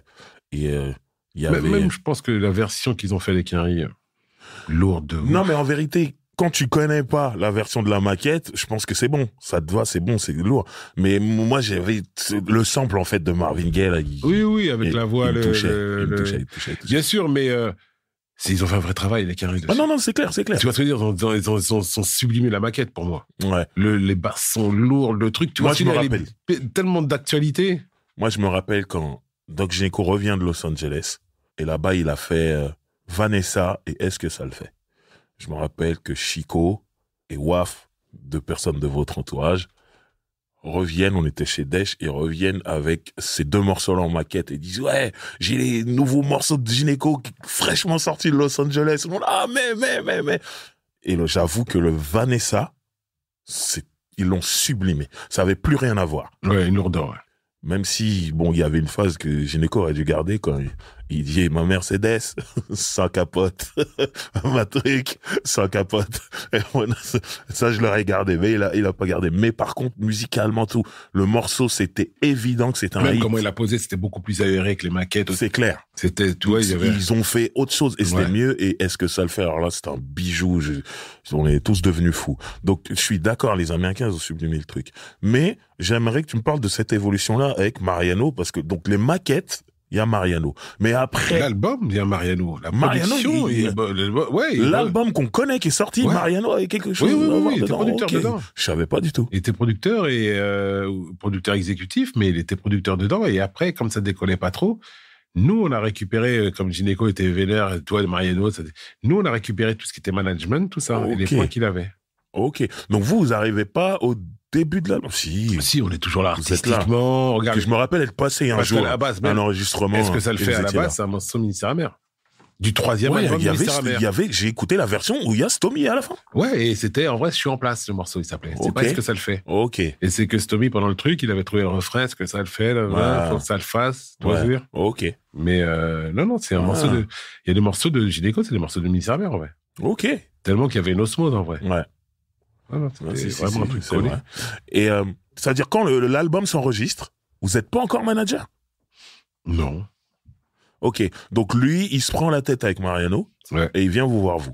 Ouais, Virgin aussi vient nous voir, parce qu'il fallait gérer le Bruno. Ok. Il fallait des gens qui connaissaient le Bruno. Ils n'arrivaient pas. Tu vois, donc à un moment, nous, on a renégocié les trucs et on a demandé qui paye Mariano. Ils ont payé Mariano sur l'argent qu'il lui devait et nous, après, on a récupéré le contrat. Ok, cool. Et le contrat que vous récupérez, c'est le contrat de management? Ouais. Et une partie de production aussi. Ah, vous avez une partie de Ouais, production on a une sur... partie de production et d'édition aussi. Oh, wow. Ok. Bah oui, mais après, on n'a pas le maximum, tu vois ce que je veux Ouais, dire. mais bon, Attends, oui, mais on attends. parle d'un album qui a cartonné. Ouais, donc mais il y a quelqu'un ça qui va. nous a appelé quand même. Ouais, Toi, il faut qu'il paye le mec qui t'appelle. Ouais, non, Ouais. mais je savais pas que c'était à ce moment-là, en fait. Ici. Moi, je me disais, ils sont juste managers, ce qui est déjà très bien. Oui, oui. Mais en fait, vous avez été plus que ça. Ouais, ouais. Et cet album, tout le monde dit c'est un classique, et je suis d'accord, Mhm. mais les gens oublient que ça ramait au début. Ça a pas marché tout de suite. Non, ça va marcher tout de Ouais. suite. Comment vous avez fait décoller le truc? Pourtant, Parce qu'il y a un moment où c'est parti en vrille dans le sens où ils vendaient chaque semaine des valises. Et le mec, il avait du mal à décoller, mais tous les gens qui avaient acheté son album étaient contents, tu vois ce que je veux dire? Les trucs étaient là. Mais ça a du mal à décoller. Et on a commencé c'est surtout Taratata qui a fait. Ce que j'allais dire. Moi, personnellement, j'ai ressenti le changement à ce moment-là. Mais pourquoi? Parce qu'en vrai, on a montré qu'on faisait de la musique, pas que du rap, qu'on se ghettoisait pas. Ouais. Et que, en vérité, Francky Vincent, personne n'aurait fait. Donc, explique bien pour ceux qui n'ont pas vu cette émission. Taratata, Nagui, il fait ce jour-là une spéciale rap. Ouais. Il y avait tous les gens qui marchaient un peu mainstream du moment. Et il y avait Doc Gynéco qui arrive en smoking avec une paire de Stan Smith. Et une coupe afro mal maîtrisée. Ouais. Des cheveux de tismé. Il est là. Et il est nonchalant, comme on le connaît. Et quand il fait viens voir le docteur, il invite Francky Vincent, la star du zouk, Salas. Voilà. Et ce qui allait très bien avec les paroles de Doc Gynéco. Et surtout que tu renies pas ta culture. Tu vois ce que je veux dire? Parce qu'en vrai, les Français, là, qu'on dit s'il sera machin, en vrai, ils veulent pas que tu leur ressembles. Ouais. Ramène-moi ta putain de culture, ça sert à quoi que tu sois noir pour me ressembler? Ouais. Tu vois ce que je veux dire? T'as une culture, t'as une vie différente, et c'est pour ça que ça fait décoller les gens. C'est que les mecs, il s'est pas pris pour pour un vrai Français. Ouais, je suis parisien, je suis urbain, je suis machin. Non. J'ai une racine qui va avec. Il y a un mec, en plus, qui est sulfureux chez nous. Moi, je suis sulfureux ici. Voilà. Le mariage se fera bien. Et c'est pour ça que ça l'a fait. C'est qu'à chaque fois, nous, on aimait changer, casser les trucs, quoi. Jamais faire comme les autres. En plus, j'ai dit une connerie. J'ai dit Taratata de Nagui. Non, c'était pas Nagui, c'était Alexandra Kazan. Et t'as vu comment, et c'est surtout comment il a guédra Gynéco dans le truc qu'il a fait. Ouais. Et après, il a... Et ouais. Hein? Ouais, c'est pour ça que tout m'est revenu. Tu vois et ce que je dis, c'était pas Nagui. Non, c'est pas Nagui. Ouais. Voilà. Donc ça aide. Tu vois ce que je veux dire? Ce qui est passé en interview déjà, après ce qu'il a fait, tu vois ce que je veux dire? Dans la continuité, les gens... Il a charmé la France, ce jour-là. Exactement. Et les ventes ont décollé derrière de fou. Mais avant, les mecs, ils décollaient pas trop parce qu'ils le voulaient en interview. Les mecs, ils le faisaient pas chanter. Il avait fait l'émission, là, à midi qu'il y avait sur Canal+, à l'époque, tout ça. Ouais, je me rappelle. Et ça peut accrocher avec les mecs, tu vois. Parce qu'il l'avait pas fait chanter. Il lui pose des questions. Pour nous, c'est pas répondre à des questions. Il voulait faire sa performance. Exactement. Et voilà. Donc, ce jour-là, on sent que les ventes décollent et tout. Est-ce que vous, qui l'avez connu à l'époque de Ministère amer, faire son couplet dans Autopsie, vous attendiez un tel succès? Parce que l'album, il a quasiment fait 1 million, ou je sais pas. Oui, parce que mais Bruno l'a dit, moi je rentre pas dans votre truc de noir, de ci, de ça. Toi, dis-moi, je vais pas rentrer là-dedans. Et nous, on le comprenait parce que toi, on n'est pas dire, oh, mais t'es un ouf. Non, parce qu'on sait que déjà que même un Renoir, quand il vend du scud, il représente. Ouais. Tu vois ce que je veux dire? Ouais. Donc déjà, même Gims, il a pas un message machin, il représente. Tu vois, rien qu'à son image. Donc après, nous, on s'en fout. Et on avait besoin de montrer qu'on n'était pas des mecs. Tu vois, après le reggae déjà, on pouvait partir avec Gynéco, on pouvait. Mais c'est fou la palette qu'il y avait quand même, hein. C'est-à-dire, vous avez Ministère amer, Neg Marron et Doc Gynéco. C'était quoi le soirée avant? C'était rap, zouk, reggae. Tu vois ce que je veux dire? C'était notre truc. Ouais. Donc à un moment, on peut pas se mentir. C'est parce qu'à un moment, le truc était plus peura, mais on aimait aussi le kazoo, on aimait tout ça. Donc on a même produit du zouk. C'était nos musiques, c'était notre culture avant tout. C'était pas dans le rap. Ok. Donc, carton de Doc Gynéco, et il me semble que vous montez Sarcellite Music, donc qui est la boîte de production, parce que tout le monde dit Sectara, mais il y a Sarcellite Music qui est la boîte de production. Exactement. Vous montez ça à ce moment-là. Et on la monte juste avant, en vrai, l'album d'Arsenic. Ouais. Donc, on est bon dans la chronologie. Ouais. Vous installez les bureaux à Sarcelles. Exactement. En bas de chez moi. Pour pas que tu sois trop loin. Voilà. Ouais, on a préféré. Pourquoi, comment, surtout sachant que vous devez faire du business avec des gens de l'extérieur et que c'est une ville qui a une réputation qui peut faire un peu peur et dire à des gens, rendez-vous à Sarcelles, ça peut être gênant pour le business. Pourquoi vous faites ça? Parce qu'il faut le faire. Tu vois ce que je veux dire? On aurait pu d'identité. Si on était parti à Paris, on aurait voulu être comme les autres. Tu vois ce que je veux dire? Et on se serait perdu parce que même c'était loin de chez nous en même temps. Tu vois, on aurait perdu même cette ambiance, cette façon de travailler. Ouais. On devait rester toujours dans la sauce sur le terrain, je pense. Et être sur Paris, ça nous aurait mis trop bien. On aurait été obligé de mettre des chemises, des trucs comme ça au bout d'un moment.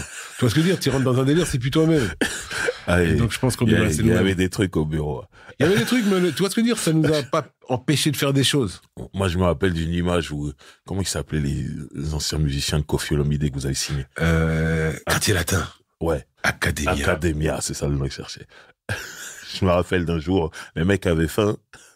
Ils allaient jeter du pain, du pâté. Ils ont fait leur sandwich devant le bureau et c'était assis. Un pique-nique. Un pique-nique.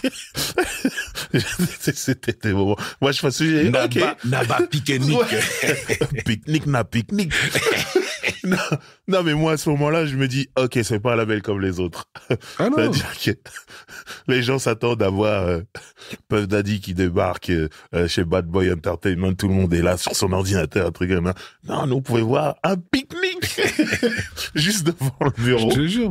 Mais il y a des gens, par curiosité, ils sont venus nous voir. Hein. Mhm. Il y a les Diana King là, qui chantaient avant, un truc, qui est passé nous voir. Le Oh Laurent là, Boulot. mercy, mercy, C'est ça, mercy. ouais. Elle est venue au bureau. Bien sûr. Elle est venue au Flanade. Exactement. Elle est venue dans mon quartier. C'est ça. Et je sais pas Et quoi. là, il est venu au bureau, machin, on était resté quoi, 2-3 heures. Ah ouais? Ouais, c'était Jean-Louis qui nous l'avait ramené, là. Oh, Jean-Louis Rahan, le meilleur. Ouais, le meilleur, là, il est bien, lui. Hein.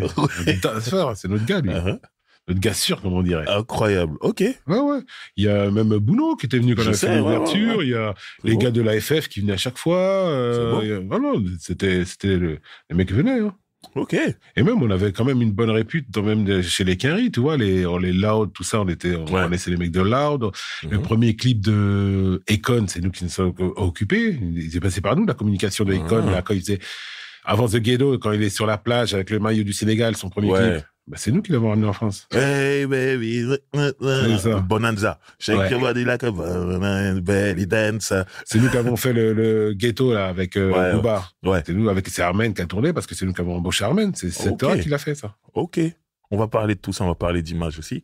Mais donc voilà, là, le label est ouvert. Il est à Sarcelles, il est domicilié. Et le premier projet que vous sortez, c'est Arsenic. Ouais. Et c'est le premier projet qui est 100% chez vous, c'est-à-dire production et édition. Ouais. C'est quelques gouttes suffisent. Alors, j'ai eu Calbo ici, on en a parlé, mais pour moi, faire marcher cet album comme vous l'avez fait marcher, c'était un tour de force. Parce qu'aujourd'hui que ça a marché, ça paraît évident. Mais premier single, Box avec Clémo, il y a rien qui dit que ça va être disque d'or dans ce morceau. J'adore le morceau, Oui, mais ce que je veux dire, c'est que les codes qu'il y a à la radio à ce moment-là, le morceau ne correspond pas. Et au final, gros succès. Vous aviez la vision, vous saviez ce que vous faisiez, vous, à ce moment-là? Mais on les avait quand même bien taffés avant, quand même. Ouais.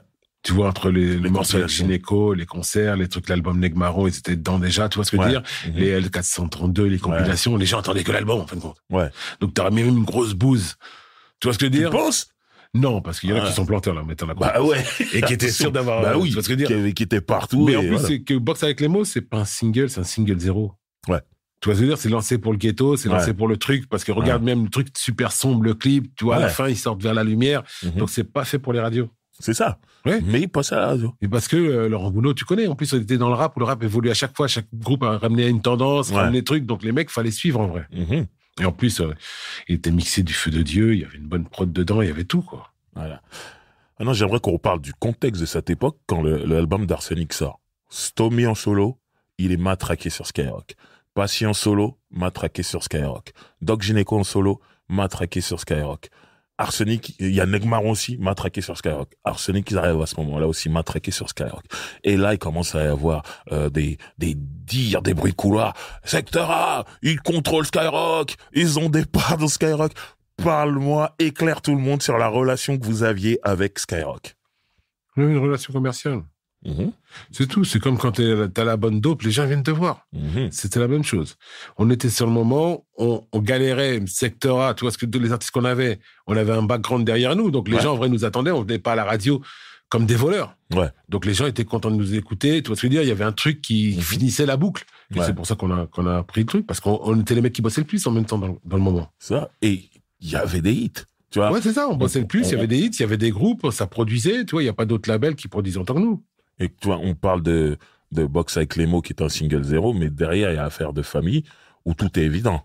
Tout est évident. Du refrain d'Asia au couplet de Doc Gynéco, à la musique, et à ce que Calbo et Lino ont fait dessus et tout. Tout est évident avec ce morceau-là. Donc, Oui, parce qu'à un moment, il faut savoir vendre ton album et le single sans se trahir, tu vois. C'était l'express yourself que NW avait fait pour Ouais. rentrer sur les ondes. ok. Mais si tu regardes, ils sont pas mis easy. Hein.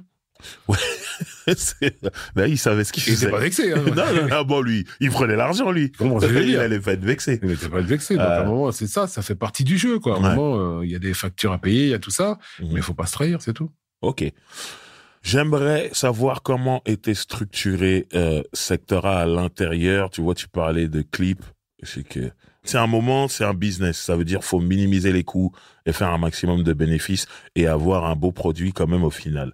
Comment vous étiez structuré pour réussir tout ça?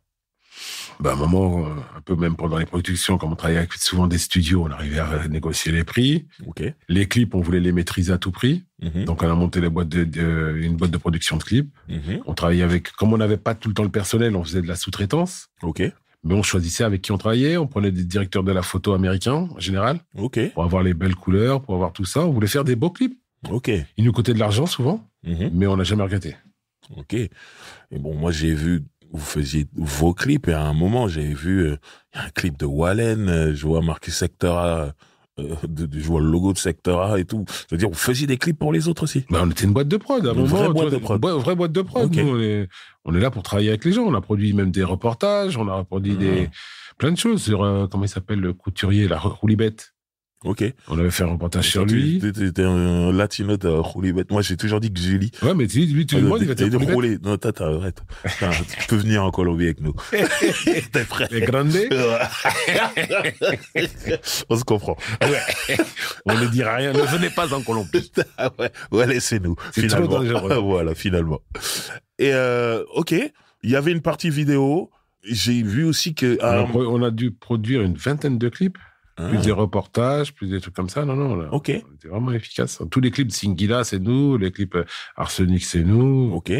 Non, même Gynéco, l'homme qui valait pas 10 centimes. Ouais. C'est nous aussi. Avec son caleçon baissé. Ouais. Et la touffe. À l'autre, Christian Clavier dans le rosé. Ah, mais ce mec est complètement dingue. Mais bon. Ensuite, il y a moi, à un moment, j'ai vu aussi, tout à l'heure, je parlais de ce superbe pique-nique qui avait eu lieu avec Academia, Quartier Latin, qui est référence dans la musique africaine. Je sais qu'à un moment, vous faisiez Perle Lama, donc qui est une zoukeuse. Vous avez développé une envie d'aller dans les musiques noires communautaires, entre guillemets. Et en plus, on faisait la distribution de ces trucs-là. Tu vois, le truc communautaire, on produisait et on distribuait. Jusqu'au bout. Ouais, jusqu'au bout. Ok.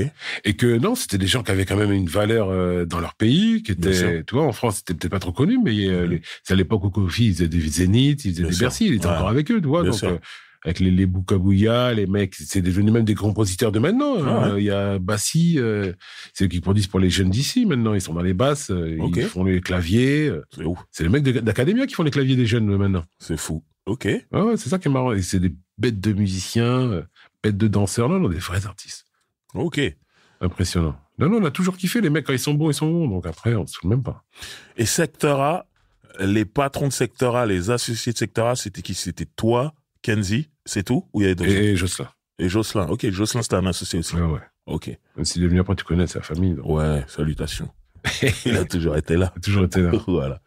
Ok. Il y a eu une première génération d'artistes, on va dire, parce que les gens, quand ils disaient Sectora, en vérité, c'était la clique. Ouais. Voilà.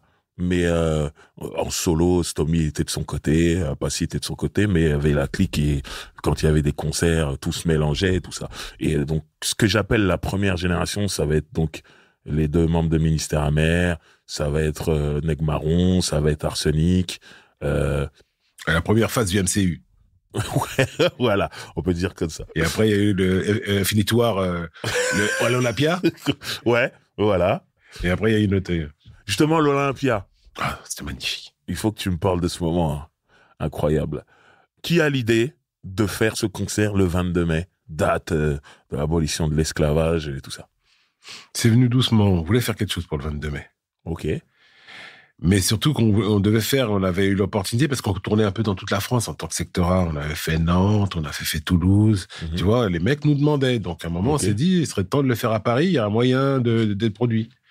Et on connaissait les Cahouette Productions. C'était la boîte de Smaïn et de un monsieur qui s'appelait Lombroso. Quel Smaïn? Smaïn, il n'y en a qu'un seul, Smaïn. Smaïn, le comic stand-up, tout ça? Ouais. Ah, c'était sa boîte? Oui. Incroyable. Là, il était associé avec d'autres mecs. C'était Cahouette, le nom. Moi, je me rappelle très bien de cette boîte. Je savais pas qu'il était Ouais. associé. Donc, lui-même, quand tu le vois dans son CV, il est très fier de l'avoir produit. Hein. Ah ouais. Ah ouais.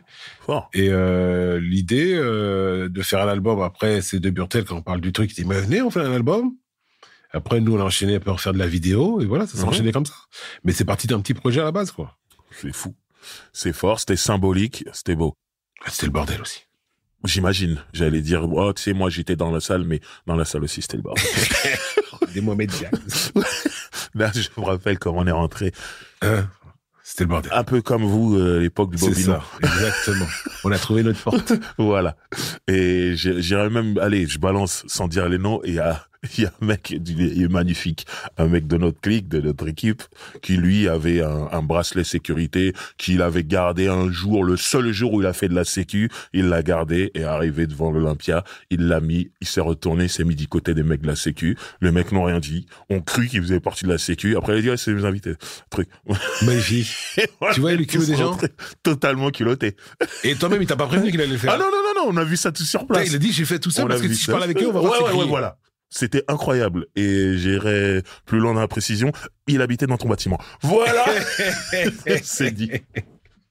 Incroyable. Oh, c'est ça. Ouais. Tu vois ce que je veux dire, mais ça nous gênait pas, ça. Parce que Ouais, la non. production, c'était- Tout le monde était content. Tout le monde était dedans. T'as entendu parler du concert d'Orlando.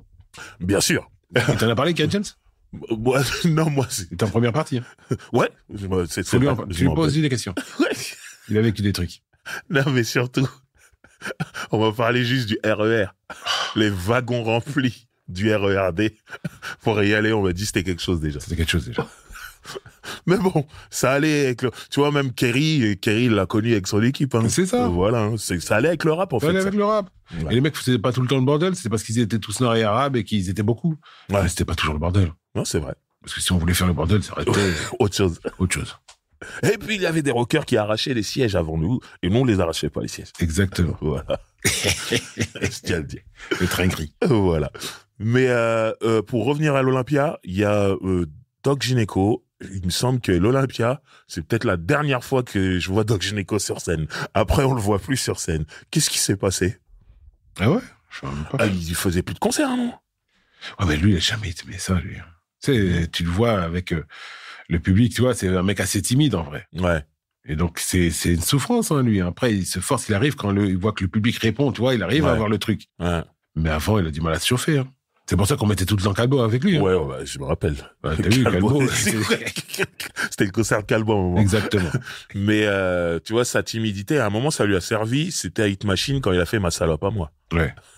Le mec chante en playback et à un moment, il en a marre, il baisse son bras, il est plus au micro, sa voix tourne, il en a rien à foutre. Et c'est Il ça. regarde les gens, il salue, mais ça l'a rendu encore plus génial. C'est ça que les gens aimaient. C'est qu'à un moment, il dit, le mec est tellement vrai qu'il va pas nous mentir. Il sait qu'il chante en playback, il va pas mentir. Ouais, oui, Tu vois, il dit, je veux pas faire une prestation, machin, et mentir aux gens. Voilà. Non, c'est du playback. Et ça. il serrait la main du public comme ça. Il serrait des mains dans le public. Sa voix tournait.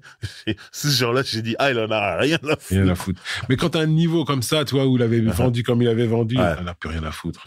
Puis il avait ce côté un peu Gainsbourg du rap français et tout, machin. Donc, il pouvait se permettre de faire ce qu'il voulait aussi et les gens C'est ça. trouvaient ça génial. à C'est chaque ça. fois. C'est un artiste, c'est un Ouais, artiste. ouais, voilà.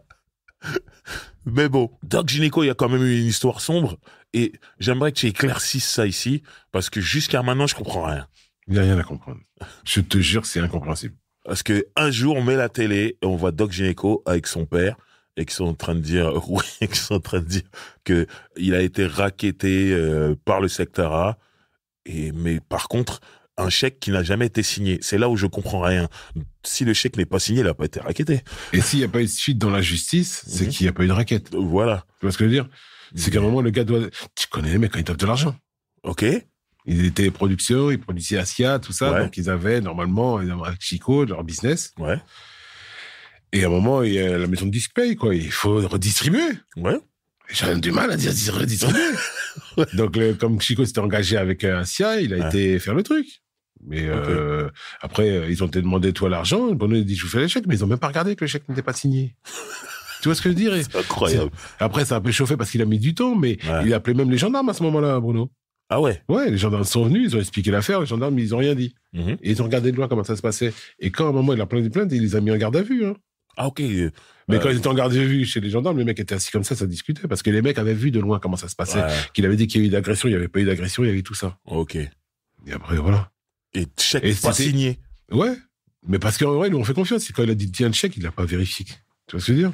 Ok. Et mais, après, mais donc, les comment quand- tu peux porter plainte en disant qu'on m'a racketté, mais Mais il y a une on t'a garde à pas vue. pris, ouais, mais on t'a pas pris d'argent, t'as pas signé le chèque. Il y a Donc, à pas un moment, il n'y d'argent. a rien eu. Mais ouais. Ils ont fait une garde à vue pour éclaircir le truc. Et puis stop. Et en plus, Gynéco, c'est pas un mec à t'enfoncer. Ouais. Tu vois ce que je veux dire? Il savait qu'il avait fait un peu le con, que si, que ça, il allait pas dire, ah ouais, non, mais... Donc, ça s'est calmé comme ça. Mais le père, lui, il voulait un opportuniste, lui, il voulait gratter quelque chose. Ouais. Parce que j'ai des histoires sur le père. Et je me permettrai pas. Ok, j'allais dire, on peut savoir. Non, parce qu'à un moment, tu vois, c'est la famille, c'est des trucs, c'est... Non, Et nous, on pardonne. C'est-à-dire que le père Bruno, même s'il a mal parlé sur nous, je l'ai revu depuis. Ok. Tu vois ce que je veux dire? Il sait ce qu'il nous doit, il sait machin, il sait ce qu'on a fait pour son fils. Ok. Tu sais, on serait toujours pas là si on avait fait des saloperies. C'est vrai. Mais en off, tu vas m'expliquer des trucs. Oui, mais tu vas être choqué. Là, il n'y a pas de souci. Donc, j'aimerais qu'on parle de cette deuxième génération d'artistes du secteur A, donc qui arrive après l'Olympia. Moi, ce que j'entends, bruit de couloir, et je traîne dans les couloirs. J'entends, il y a un nouveau deal qui se fait, un label deal entre secteur A et EMI. Déjà, est-ce que je me trompe? Est-ce que c'est vrai? Ça s'est pas fait tout de suite après. Ok, ouais. Ça s'est pas fait tout de suite après, mais il y a eu un label deal EMI. Ok. Les premiers label deals qui existaient, quoi. Avec Sébastien Catillon, on l'avait fait. Ok, très bien. Il me semble que entre ces deux périodes, donc entre la première génération et la deuxième génération, il y a quand même MC Yannick. Ouais. Qui est là, qui est signé, qui apparaît à l'Olympia, il est en featuring. Non, mais MC Yannick, c'est notre kiff depuis les Antilles, depuis, tu vois ce que je veux dire, depuis qu'il fait des albums. Ouais. Et on savait qu'il était chez Virgil, on a commencé à faire connaissance avec lui, on voulait tout prix, tu vois, travailler avec lui, quoi. Tu vois ce que je veux dire? Et c'est une crème, en Exactement. Donc, c'est un mec que tu connais sans connaître par ses disques. Ouais. Et quand t'as l'occasion de le reconnaître, tu vois que c'est le même mec qui te fait toujours kiffer. Tu te dis, viens, si on peut te rendre service en mettant, toi, notre secteur A et te faire vendre un peu plus, nous, on est pour ça. Mais on l'avait pas en production, on l'avait pas en management. On l'avait seulement en kiff. Ah ouais? Ah ouais, non, Yannick, c'est que notre kiff.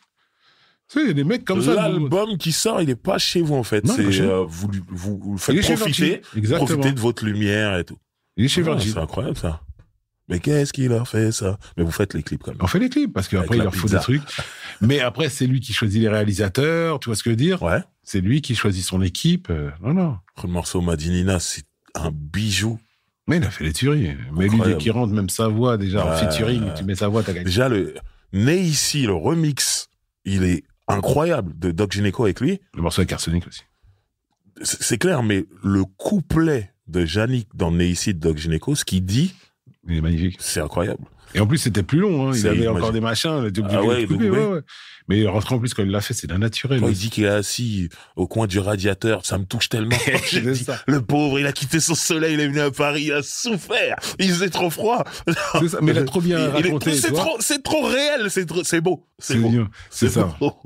Non, ok. Magnifique. C'est pour ça que nous, la musique, pour nous, c'était un kiff avant tout. C'était pas que du business. Ouais. Mais tu sais qu'à un moment, on vous a vu comme Puff Daddy, il est là. Oui, on vous a vu comme ça. Mais on dansait pas. Ouais, déjà. Mais tu vois, quand tu me dis là, et je l'apprends, même moi, habitant à 2 minutes du bureau, je savais pas. Quand tu me dis que Yannick, vous l'aviez pas chez vous, ni en production, ni en édition, vous l'avez aidé parce que vous aimiez sa musique, ben, ça vous rend un peu plus humain. Et Featuring Talk est là aussi pour ça. Pour vous rendre un peu plus humain. Mais regarde, si tu regardes bien dans le mouvement, personne ne parle mal de nous. Ouais. Et tout le monde a pris un chèque de nous. Même les Joey Stars, comme il a fait sur Futuristique, il a pris un chèque. Exactement. Je veux dire, comme on a fait première classe, tous les chèques, c'était secteur A. Ouais. Donc nous, on peut dire que tout le monde a été payé par nous. Personne s'est fait carotter, personne ne parle mal. Et ça, c'est important. C'est clair. Parce qu'on avait une réputation à la base. Ouais, mais c'est les carotteurs, tu vois, c'est les carotteurs. Personne n'est venu nous voir où vous m'avez volé de l'argent. C'est vrai. On serait fait casser la gueule. Important. Non, mais après, on a essayé d'être honnête parce qu'on sait ce qu'on a vécu. Ouais. Et que si on commence à perpétuer ce que les autres producteurs ont fait, tu vois ce que je veux dire? On finit pas. C'est clair. On finit pas. C'est clair. Deuxième génération, moi, je la vois commencer avec Singila. Ouais. Je me trompe ou pas? Ouais, on l'avait déjà signé avant l'Olympia, mais comme on n'avait rien sorti avec lui, mais c'était Singila. Il y avait la compilation Indigo, la compilation de R&B, et il y a le morceau de Singila dedans, qui est incroyable. Il y a un pont où elle disait, elle me pompait. Et t'as vu combien de temps t'as mis pour comprendre ce qu'il disait? J'ai dit, mais il est sérieux. Ouf. Donc il avait ce R&B KRA. C'est ça. Et j'ai trouvé le move bon de votre part, parce que Je me disais, ouais, c'est du R&B, mais c'est pas langoureux. C'est ça. Et en plus, il avait une voix grave par rapport à tous les chanteurs de R&B qu'il y avait. C'est vrai. Tu vois, et on voulait un mec qui imposait, quoi. Ok. C'était un peu relou. Et l'anecdote que j'ai sur Singila, et qui m'a toujours fait rire, en fait, c'est que un jour, je sors de chez moi. Donc, je le répète, j'habite vraiment dans le quartier où il y avait les bureaux du secteur A. Et il faut savoir que pendant des mois, l'affiche du premier album de Singila, Ouais, t'es sur le truc. elle était collée à votre vitrine. Donc, quand on arrivait, c'est lui qu'on voyait, en fait. Et je descends de chez moi comme ça, j'allais sûrement ou à la secte ou à Paris, j'en sais rien. Et il y a un petit qui me dit, monsieur. Déjà, ça m'énerve qu'on m'appelle monsieur. Aussi à cet âge-là, ouais. Ouais, j'étais jeune. Maintenant, on a pris l'habitude. Voilà. Et il me dit, monsieur, vous allez à Saint-Gouila? J'ai dit, quoi? Vous allez à Saint-Gouila? Je dis, quoi? Il me dit, le bureau là-bas, là. Et c'est là que tout me revient, en fait. Il pensait que le bureau s'appelait Singila. Mais lui, il l'a francisé Saint-Gouila. Et j'étais tellement mort de rire. Ça fait qu'à chaque fois que je passais devant le bureau, je voyais son affiche. Saint-Gouila. Quand même, quoi. Et c'est ouf. Donc, du coup, bilan sur Singila. Bah, c'était dur d'imposer la R&B, tu vois. Ouais. Mais on en a vendu... la première année, on en a vendu 60 000. Ah non, c'était bien, on s'est battu. Beaucoup, les gars. Oui, mais on s'est battu pour les singles, tu vois ce que je veux dire. On a fait on a rajouté des titres, on a fait C'est trop, ce single a super bien marché. Ouais, je me souviens. On avait fait plus de 300 000, je crois. Mais tu vois, on était un chanteur de R&B, c'était dur. Ouais. Mais on a réussi à bien l'imposer. Le mec chante encore de nos jours, tu vois. Il faisait des clips avec la vidéo vixen américaine. Oh, ma petite Aïcha, ne fais pas... T'es fraîche. Hein. Et t'as vu, on la prenait à chaque fois. Hein. Ouais, j'ai vu qu'il y avait une... C'est sa meuf. Non, mais c'est bien, vous avez fait une continuité. Exactement. Comme une histoire. Et les clips étaient beaux quand même. Ouais. Aïcha, il est beau. Avec les Saïd Talmaoui, tu vois ce que je veux dire, on a du feat. Ouais. Tu vois, c'est pour ça, ce que je reproche au clip d'aujourd'hui, c'est que les mecs, il n'y a pas de directeur de la photo, on dirait. Ben, on va au moins cher. Ouais, mais le directeur de la photo, c'est important. Si tu n'as pas de scénario, prends un bon directeur de la photo, au moins t'es beau. Ouais. Non, je suis d'accord avec toi. Mais... Non, on croirait amour, gloire et beauté. Les gens. Des lumières partout, des trucs comme ça. Il n'y a pas d'ombre. Ouais. Non, mais ouais, c'était beau. Ensuite, moi, il y a plein de noms que j'ai entendu signer, mais qui n'ont pas eu l'occasion de sortir. Et tout ça, ça nous a amené jusqu'à la fin du secteur A. Donc, tu m'expliqueras la fin, mais je voulais savoir qu'est-ce qui s'est passé pour il y avait un groupe de R&B qui s'appelait Kaizo. Ouais. On n'a jamais entendu d'album. On n'a pas pu trouver le deal, tout ça. Ok. Il y avait une rappeuse qui s'appelait Zelda. Magnifique. Qui s'y rappait super bien. Mais ça, c'est... Mais après, ça, c'est la faute des artistes, là. Tu sais, à un moment, c'est comme quand tu ramènes quelqu'un dans l'écurie, la fille avait prouvé. Ouais. Tu vois ce que je veux dire? À chaque fois, même le morceau avec Princesse Agnès, on a la fille qui rappait, kickait, elle avait des punchlines avec son mec qui faisait les sons, donc il y avait une osmose. Normalement, c'était à nos gars de la prendre sur leur aile, tu vois, et dire non, viens, elle va faire featuring parce qu'elle est bonne, là. Si on n'avait pas fait ça, on pouvait pas passer des caps. Ils sont pas reconnus par les gars d'en haut, tu vois ce que je veux dire? Ouais. Tu pouvais pas. Mais il y a eu, tu vois, par exemple, il y a eu Futuristique chez vous, qui est sorti chez vous. Et j'ai vu une interview de Nubi, alors des années après, où les langues se délient un peu et tout. Ça va, Saddam Hussein, là? Et non, avant ça. Et Nubi, à un moment, il dit que, voilà, lui, quand il signe chez Secteur A avec Futuristique, il s'attend justement à collaborer avec des artistes à succès de Secteur A qui sont là, et que finalement, il les a pas eus, et que ça a été un handicap aussi. Tu vois, mais il a tout à fait raison. Ouais. Mais nous, machin. Qu'est-ce qui se passait à l'intérieur? Des gamins. Comme si, tu vois ce que je veux dire, un truc de gang, ils sont pas rentrés dans notre truc, là, mais à un moment, on s'en fout. Tu vois ce que je veux dire, les mecs sont bons. Ouais. À un moment, on se colle aux mecs qui sont bons. C'est pas parce que je le connais pas, que j'en ai à foutre, je le connais pas. On va pas se marier ensemble. Donc, prends les mecs, tu participes à Regarde, Jackie, il est dans tous les albums. Ouais, lui, c'est le seul. Il est dans l'album de Futuristique, lui. Il a compris des choses. Tu vois ce que Jackie, il a compris des choses, qu'il faut faire les choses. C'est pas mais. En France, c'est que ça, c'est que de l'ego. S'il y avait pas d'ego, on serait déjà beaucoup plus loin. Donc, t'es en train de me dire que Zelda, elle a vécu le même truc que Futuristique, en vrai. C'est ça. À l'intérieur, il n'y a pas eu la solidarité du label. Il n'y a pas eu la solidarité des artistes du label. Ok. Il y avait Opi, un Suisse, qui était bon rappeur avec une grosse voix. On n'a pas voulu spécialement le produire. C'était parce qu'on voulait surtout le signer en édition pour la Suisse. Ok. C'était un gars à nous, Daniel, qui s'occupait de lui. Donc Cobra. Ouais, voilà. On n'avait pas spécialement, on voulait travailler avec lui parce qu'on aimait bien. Il voulait un peu s'incruster en Suisse. Prendre votre part de chocolat. Et même, je l'ai volé à Écoué de la rumeur, je dis. Voilà, parce qu'après les gens m'ont attaqué, il a volé. Non, c'est Écoué de la rumeur. Voilà, signé, ouais. Quelle année. Voilà. Non, c'était ça. C'était, ouais. Au pire, on aimait bien. Après, on voulait pas en faire un grand rappeur. On voulait commencer tout doucement avec lui, tu vois. Ok. Mais on aimait bien, vraiment bien. Et je trouve qu'il était bon. Et tous ces artistes que je viens de Et on avait citer. signé aussi Féfé Typical aussi en édition. Ah, je savais pas ça. Ouais, plusieurs mecs en édition qu'on a signé. Hein. Incroyable. Jean-Michel Rodin. J'avais entendu cette histoire. Ouais, il était en édition chez nous. Incroyable. Ouais. Cette légende. Et c'est les gens Léo Love. C'est ça. Mais même ses albums, les derniers albums. Zod savent la même. Le mec, il était trop loin. Ah ouais. Musicalement, c'est vraiment un génie. Bah, c'est Aujourd'hui, il y a beaucoup de génies aussi dans la musique. ouais. Non, c'est Mais vrai. l'autre, là, Jean-Michel Rodin, non. Je suis la scène aux Antilles. Il y a des mecs qui sont vraiment très forts. Très fort, exactement. Salutations à Staniski. Si tu m'entends, on sait jamais. C'est un génie. Ouais. Voilà. Ça fait un moment qu'il est là, lui, en plus. Ouais. Depuis Fockley, tout ça. Exactement. Voilà. Mais en zouk, il rigole à pain. Il fait des trucs. Ils font tout, les mecs. C'est ça. C'est ça qui est incroyable. Mais parce que quand tu es dans une île, normalement, tu prends le vent qui arrive et tu fabriques. Ici, on doit rentrer dans une norme pour rentrer en radio.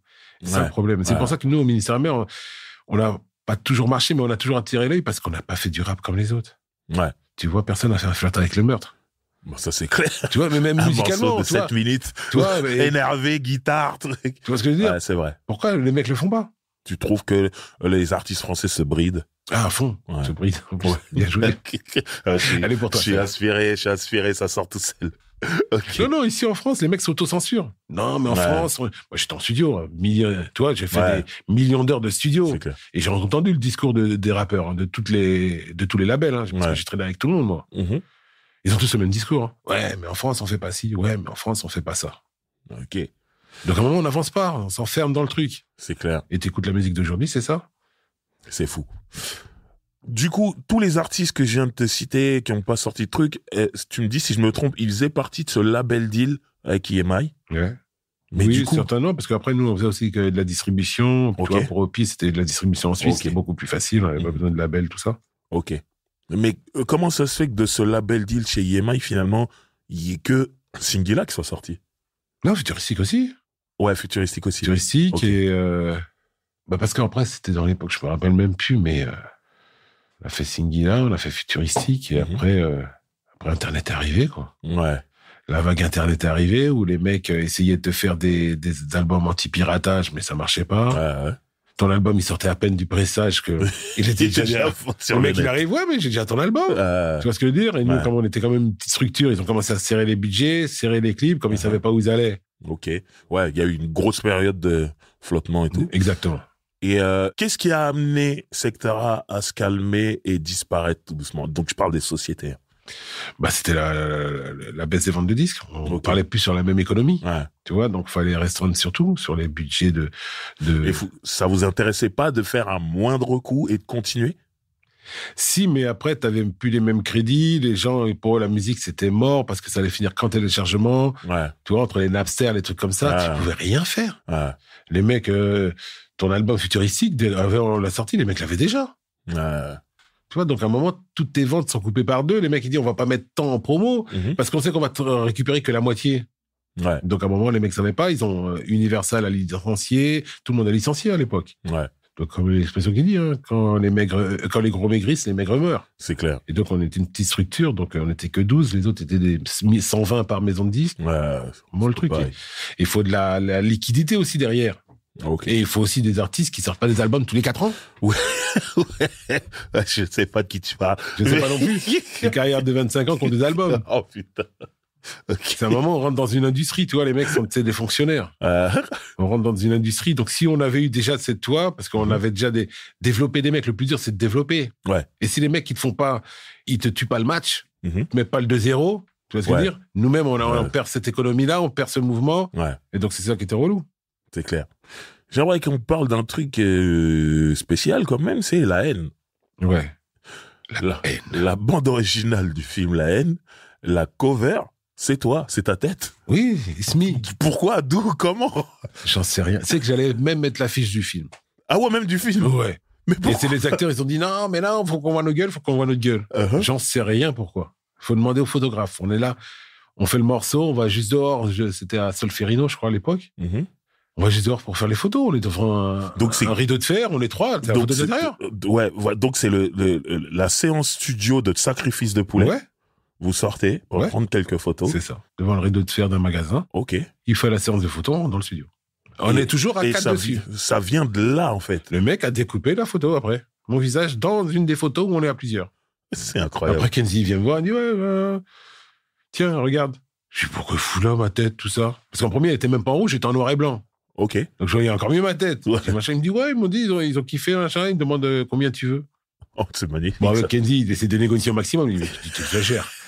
Il dit, bon, seulement si vous mettez sur la fiche de paye, mannequin. Ils ont rajouté, je sais plus combien je me suis fait payer, peut-être 800 balles à l'époque, un truc comme ça. Uh-huh.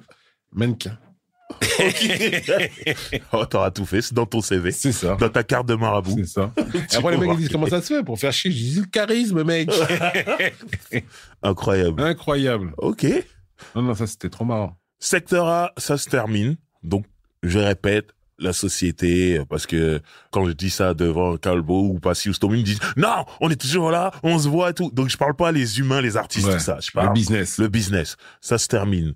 Qu'est-ce que tu fais, toi, personnellement? Parce que moi, à un moment, j'entends, Bouboul, il s'occupe de Patson.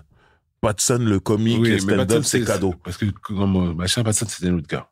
Ok. Donc, il était au bureau presque tout le temps avant d'être connu, tu vois. Ah bon? Oui, mais Patson, c'est parce que lui, là, il travaillait beaucoup avec Patson, c'est un grand fou, c'est un grand malade. Le mec, il travaillait beaucoup avec la jeunesse. Il a aimé des mecs, tu vois, à droite, à gauche, J'ai dans des entendu pays ça. incroyables, Ah. tu vois. Et donc, il venait nous voir pour comment on pouvait travailler ensemble pour ces jeunes, pour tout ça. Pourtant, lui, d'Ivry, toi, de machin, de l'autre côté. Mhm. Et donc, on a vraiment fraternisé. Il venait souvent au bureau. Mhm. Et à un moment, il se lance dans le comique, quoi. Il dit, ouais, il a besoin d'un manager, tout ça. Il me saoule, je dis, j'y vais. Déjà, j'avais pas envie, moi. Mhm. Et je vois qu'en vrai, il a pas besoin d'un manager, il a besoin d'un mec qui l'accompagne. Ouais. Tu vois ce que je veux dire? Comme tous les mecs, quoi. Ah. C'est eux qui décident de ci, qui décident de ça, qui font ça. Et à un moment, même quand je lui parle de conseils, lui, il y a que son idée qui compte, parce qu'il sait. Ah, ok. Donc à un moment, j'ai dit, Patson, je t'aime beaucoup, mais j'ai pas envie de me balader avec toi. Tu vois ce que je veux dire? Viens, fais tes trucs, tu sais ce que tu veux, tu sais, moi, je te dis des trucs, ça, si ça te plaît pas, t'écoutes pas, donc ça sert à rien qu'on travaille ensemble. C'est On clair. revient, on reste amis, on se saoule pas, on rigole tellement quand machin, demande-moi des conseils, je te dirais, Mhm. mais on peut pas travailler vraiment ensemble. Ok. Parce que les mecs veulent un manager parce qu'ils sont seuls. Ouais. Mais en vrai, ils ont pas besoin de manager. Ben, ils ont leurs idées. C'est ça. Et Payez-vous un ça- chauffeur, les mecs, ça ira plus vite. C'est bien. Du coup, tu fais quoi, toi, après Secteur A? Je fais rien pendant un moment. Parce Ok. que déjà, la musique, je dis, c'est mort. Tu vois ce que je veux dire? En Ouais. France, on n'aime pas les mecs qui ont fermé leur boîte. C'est toujours sur un échec. Donc, Ouais. je sais que je veux pas. Je sais qu'en maison de disque, on m'aura jamais embauché. Ouais, Parce qu'ils voulaient pas de nous. Ils voulaient pas des mecs qui leur répondent et qui connaissent leur travail. c'est ça. Ils veulent des exécutants. Surtout, vous avez eu des résultats. Au lieu de se dire, venez faire vos résultats chez nous, ils se disent, il connaît trop. C'est ça. Peut-être plus que moi. Et je veux voir les ridicules, machin. Voilà. Mais Donc, au je lieu lui de. ferme la porte. Moi, il y a un mec qui connaît trop. Je dis, viens. Bah oui. Et après, je dis, regarde, c'est moi qui l'ai trouvé. C'est moi qui l'ai machin. Bah Ils vont oui. regarder. Mais les mecs, ils réfléchissent pas comme ça. Ouais. C'est l'ego qui tue les gens ici. Mhm. Donc, pendant un bon moment, tu ne voulais plus entendre parler de musique. Même pas, non, j'aime bien la musique. Je revois, j'ai des mecs qui étaient stagiaires chez nous, la Claude Tamboué, je sais pas si tu connais, qui a monté un truc de maintenant, l'Hacienda, il travaille dans le hip-hop, il produit des petits groupes. Ok. C'est plein de mecs qui ont travaillé avec nous, qui ont monté leur structure, tu vois, et qui viennent me voir pour des conseils, on parle de musique, on parle tout ça. Mhm. Et donc, je suis toujours dedans. Ok. Et après, je suis pas pressé de travailler dedans. Il y a des mecs qui me demandent en management, je leur dis non. Ok. Même si, tu vois ce que je veux dire, parce que déjà, manager un mec qui commence. Ouais. Avant de toucher le moindre argent, il faut 35 ans, hein, minimum, hein. Ouais, ouais. Et, Et quand après- t'as plus 18 ans, C'est ça. Et surtout, quand ça marche, le mec, il a plus besoin de toi. ah oui, ça. S'il veut passer à un autre level. Ouais. Donc, à un moment, j'ai dit non, je vais pas perdre mon temps avec ça. Ok. Et quitte à rien foutre, je foutrais rien. Ok. Tu vois ce que je veux dire? J'ai été voir quelques structures pour travailler pour des boîtes de prod à droite, à gauche. Uh-huh. Les mecs, en vrai, ils te font des annonces, mais ils ont déjà leurs gars avec qui ils veulent travailler. Tu vois, c'est toujours Ah, des ouais. milieux fermés. Ouais. Donc, à un moment, j'ai dit non, on verra ce qui arrivera. Hein. Ok. Et j'ai un peu taffé à droite, à gauche. Des mecs m'ont appelé, j'ai fait quelques missions pour eux sur quelques contrats, des trucs comme ça. Ok. Mais j'étais pas vraiment pas pressé de travailler, de rentrer dans le système. La question qui tue. En tant que Sarcellois, pourquoi il n'y a jamais eu de 3e album de Ministère Amer? Parce qu'à un moment, faut savoir ce que tu veux. Ministère Amer, en vrai, c'est une pointe. Mhm. Et à un moment, quand t'as commencé à être un peu usé, la pointe, elle est un peu moins pointue, tu vois. Ouais. Donc, tu piques un peu moins. Et quand t'as Ouais. commencé je zappe et je mate, t'as fait des trucs, Mhm. tu vois, un peu ouverts, t'as touché une notoriété. Mhm. Est-ce que tu veux retourner d'où tu viens? Oui et non. Si ça peut te rapporter de l'argent. Mais les mecs n'étaient pas sûrs que ça pouvait leur rapporter d'argent, parce qu'ils ont vu ce qui leur a rapporté d'argent, c'est quand ils ont quitté Ministère Amer. Tu vois Ouais. ce que je veux dire, Ouais, le truc. Ok. Donc, à un moment, t'es bien. Mais j'ai cru entendre que le 3e album des Ministères était signé. Oui. Et ils l'ont jamais fait. Ah, mais après, c'était une maison de disques, il y a besoin d'argent, tu signes n'importe quoi. Ouais. Tu vois ce que je veux dire? Même si eux, ils voulaient pas le faire parce qu'on savait qu'ils avaient leur carrière solo, etc. Mais à un moment, il y a un mec qui vient de voir et dit, ouais, Ministère Mère, il y a moyen? Ok. Oui. Oui. On prend l'argent, on le fait pas. Bah oui, on verra, quoi. Tu On vois ce que je verra veux plus dire? tard, Si on a ouais. besoin d'argent, on le fera. Si on n'a pas besoin d'argent, on le fera pas. Mais Ouais. après, c'est tellement un travail là-dessus que tu peux pas être ridicule. Tu vois ce que je veux dire, Ministère Mère, Ouais. tu dois être vraiment pointu quand tu fais le con. Ok. Donc des années plus tard, il y a une tournée Secteur A qui se fait. La réunion, les mecs partent dans toute la France et tout. Tu prends part à tout ça? Je voulais pas. Ah, tu voulais pas? Bah non, c'est bon les tournées. En plus, on dormait dans un bus couchette, là. Ah ouais. Qu'est-ce que c'était des couchettes, putain? Ah ouais. T'étais pas prêt à revivre ça. Non. Ouais. Et les mecs, ils m'ont dit, ouais, mais si tu viens pas, c'est plus pareil, nanana. Et je leur dis, non. Et je sais, l'arrivée m'a tellement bourré, j'y suis allé. J'ai dit, mais il faut que tu viennes. Je dis, vas-y, bien sûr, je viens. Non, mais non. Mais alors c'était, il y a des trucs qui m'ont, tu sais, à un moment, on vendait les t-shirts. Ouais. Un gamin, il a 22 ans, il vient me voir. Et vous ressemblez à Frédéric Brive. Ah ouais. Je suis dans quelle ville? Je sais plus, en province, un truc. Les mecs connaissent tout. Ils connaissent tout. Même les hommes de l'ombre, les gens C'est derrière, ça. ils connaissent. Mais c'est surtout les petits blancs. Ok. Tu vois, les mecs qui cherchent vraiment un machin. Fanatique pour de vrai. Les mecs, il m'a tué. Je dis, mais comment tu sais? Ah, c'est vous, on a mis à discuter, 22 balais. Ils connaissaient tout. C'est dingue, ça. C'est dingue. Il y en a qui sont dans une culture. Vous avez marqué l'histoire? Ouais, mais ça fait plaisir parce que tu te rends pas compte quand t'es là-dedans, tu vois. Parce que surtout, même quand on parle de rap, la référence, c'est rarement nous en premier. Ouais. Aya, Mentem, Ministère Mère, Secteur A, tu vois ce que je veux dire? On nous met rarement dans le truc, hein. C'est vrai. Et pourtant, on est toujours présent et on a fait le plus de taf pour même le move musical, hein. Question, pour les Monsieur R, les trucs comme ça, tu vois, les compilations, on s'est battu pour en faire, hein. Non, mais ce qui est fou, c'est qu'au final, moi, ce que je retiens de cette épopée, c'est que Stomy, Passy, Doc Gynéco, Neg Marron, Arsenic, tout ça, ça marchait en même temps. Et c'est des mecs de presque de la même ville. Tu vois ce que je veux dire? C'est le même coin. Oui, mais c'est parce que ça qu'on était fort, c'est qu'on a réussi à forger des identités. Ouais. Parce que j'ai connu des mecs grâce à Facebook après aussi. Tu vois, c'est Facebook aussi qui m'a remis dans le truc. Ok. Parce que moi, j'ai mis mon vrai nom, donc personne ne me connaît, mais il y a des mecs qui ont pris tu vois, que je connais, qui ont 10 ans de moins que moi, qui sont rentrés en contact avec moi, qui m'expliquaient que, même pour pécho, les mecs se disaient qu'ils étaient de Sarcelles. C'est un truc. Non, mais tu comprends ce que je veux dire? Il y a quoi chez nous? Il y a que nous dans Sarcelles. C'est pas la ville. C'est nous qui faisons la ville. C'est ça le pire. C'est vrai. Il y a des mecs qui osaient dire que voilà, je suis un mec de Sarcelles. C'est fou. C'est fou quand nous, des fois, même on est un peu esquivé quand on voulait faire les mecs bien. Oh, but, Paris. C'est vrai. Tu vois, c'est ça qui est marrant, c'est qu'il y a pas d'autres mecs qui disent je suis un mec de Grigny pour se vanter. Machin. Ouais. Et c'est ça qui est chelou. Et en plus, entre Sarcelles, Villiers-le-Bel, parce qu'en vrai, Villiers-le-Bel, Garches, c'est la banlieue de Sarcelles. Ouais. Le centre, c'est Sarcelles, où il y a le premier centre commercial, le cinéma, tu vois, où il y avait l'activité. Ouais. Et donc, c'est qu'on a quand même réussi à avoir une identité dans toutes ces villes-là. Ouais. Non, les mecs, même quand ils voyaient habillés, t'as vu, quand ils regardent Snowfall, les gens, ils disent quoi? Ah, on dirait un mec de Sarcelles. Il a son 501, sa paire de blanches, et elle a Afrique, c'est vrai. On dirait un mec de Sarcelles. Tu vois ce que je veux dire? Et on l'a pas forcé, tu vois ce que je veux dire? Ah, on n'a jamais forcé à faire le truc. Ouais. Mais on était une ville différente de toutes les autres. Moi, c'est en partant en tournée que j'ai vu ça. C'est vrai, et je trouve que vous avez su en jouer, en fait. Oui, mais parce qu'on s'est rendu compte qu'on était la seule ville de Renoir. Ouais. La ville avec le plus de Noirs en France. Ouais. Donc, on avait une ville qui ressemblait à New York. C'est vrai. Tu vois ce que je veux dire? On a fait nos 42... La génération d'au-dessus de moi. Ils faisaient des soirées aussi, ils étaient branchés funk, ils ont fait des vrais réseaux aussi, tu vois. Même Sarcelles était connu dans la musique, dans les boîtes de nuit, même avant notre génération. Ouais. Donc, il y avait des mecs déjà qui avaient fait le taf. On était une ville nouvelle, on n'était pas une ville comme les autres. On a la gare qui est au milieu du centre-ville, au milieu de la cité. Ouais. Toutes les autres villes, tu dois prendre un bus pour aller à la gare. C'est vrai. Ici, il n'y a pas de bus, tu vois ce que je veux dire? T'es déjà dedans. C'est ça, un jour de marché, t'es perdu. Oh, putain. Tu vois ce que je veux dire? Donc, on a quand même une ville particulière. Ouais. Et donc, on était des vrais gars de la ville et des mecs de Paris sans être de Paris aussi. Ouais. T'as vu? C'est le mec qui bougeait le plus, qui exportait mieux le truc de Sarcelles. C'est vrai. Et on a traîné, même si tu regardes les mecs de Sarcelles, on traînait avec tout le monde. C'est vrai. J'ai traîné avec des mecs du Clos, j'ai traîné avec les Ragasonic, avec quelques mecs de la Clica, on connaît tout le monde. C'est vrai. Regarde le truc qui m'est arrivé, je vais à Los Angeles. Première fois que je vais à Los Angeles. Ouais. J'arrive à l'hôtel, je vais au centre commercial dans le Beverly Center. Ouais. Je monte un escalator. Bouboule! Je dis, mais non, je me retourne pas. Je connais personne dans ce coin. Je viens d'arriver, je monte un escalator. Bouboule! Je me retourne, deux mecs de Villiers-le-Bel. Normal. Normal, ils habitaient là depuis 3 ans. Et ils traînent pas dans ce coin-là. C'est fou. J'ai eu la même chose avec un mec de Pierrefitte. Mais ça tombait à un moment incroyable. Tu vois. C'est le mec était fan. Et j'étais avec une meuf, une américaine. Elle me dit, T'as mais mis bien. pourquoi il est comme ça avec toi? Tu sais, en France, je suis un peu Denzel Washington. J'ai exagéré. Hein. Ah oui. Voilà. Elle me dit, mais c'est incroyable, il y a quelqu'un là. Tu sais, le mec qui dit, driver, incroyable. Truc, qu'est-ce que tu fais là? Ah, là, j'étais là, ouais, ça va. Et ben, il a fait, tu peux le faire en anglais, s'il te plaît, pour la copine? Non, en français, c'était parfait. Parce que là, du coup, elle se disait, c'est quelqu'un en France. Alors que ici, là, c'était autre chose. Mais bon, ouais, non, il y a toujours des mecs du coin quelque part sur la planète. Ça, c'est clair. C'est ça. Ça, c'est incroyable. Incroyable. Mais bon, on arrive tout doucement vers la fin de cet entretien. Et tu ne pars jamais sans ton cadeau quand tu es reçu ici. Donc, tu as un cadeau. J'ai un cadeau pour toi.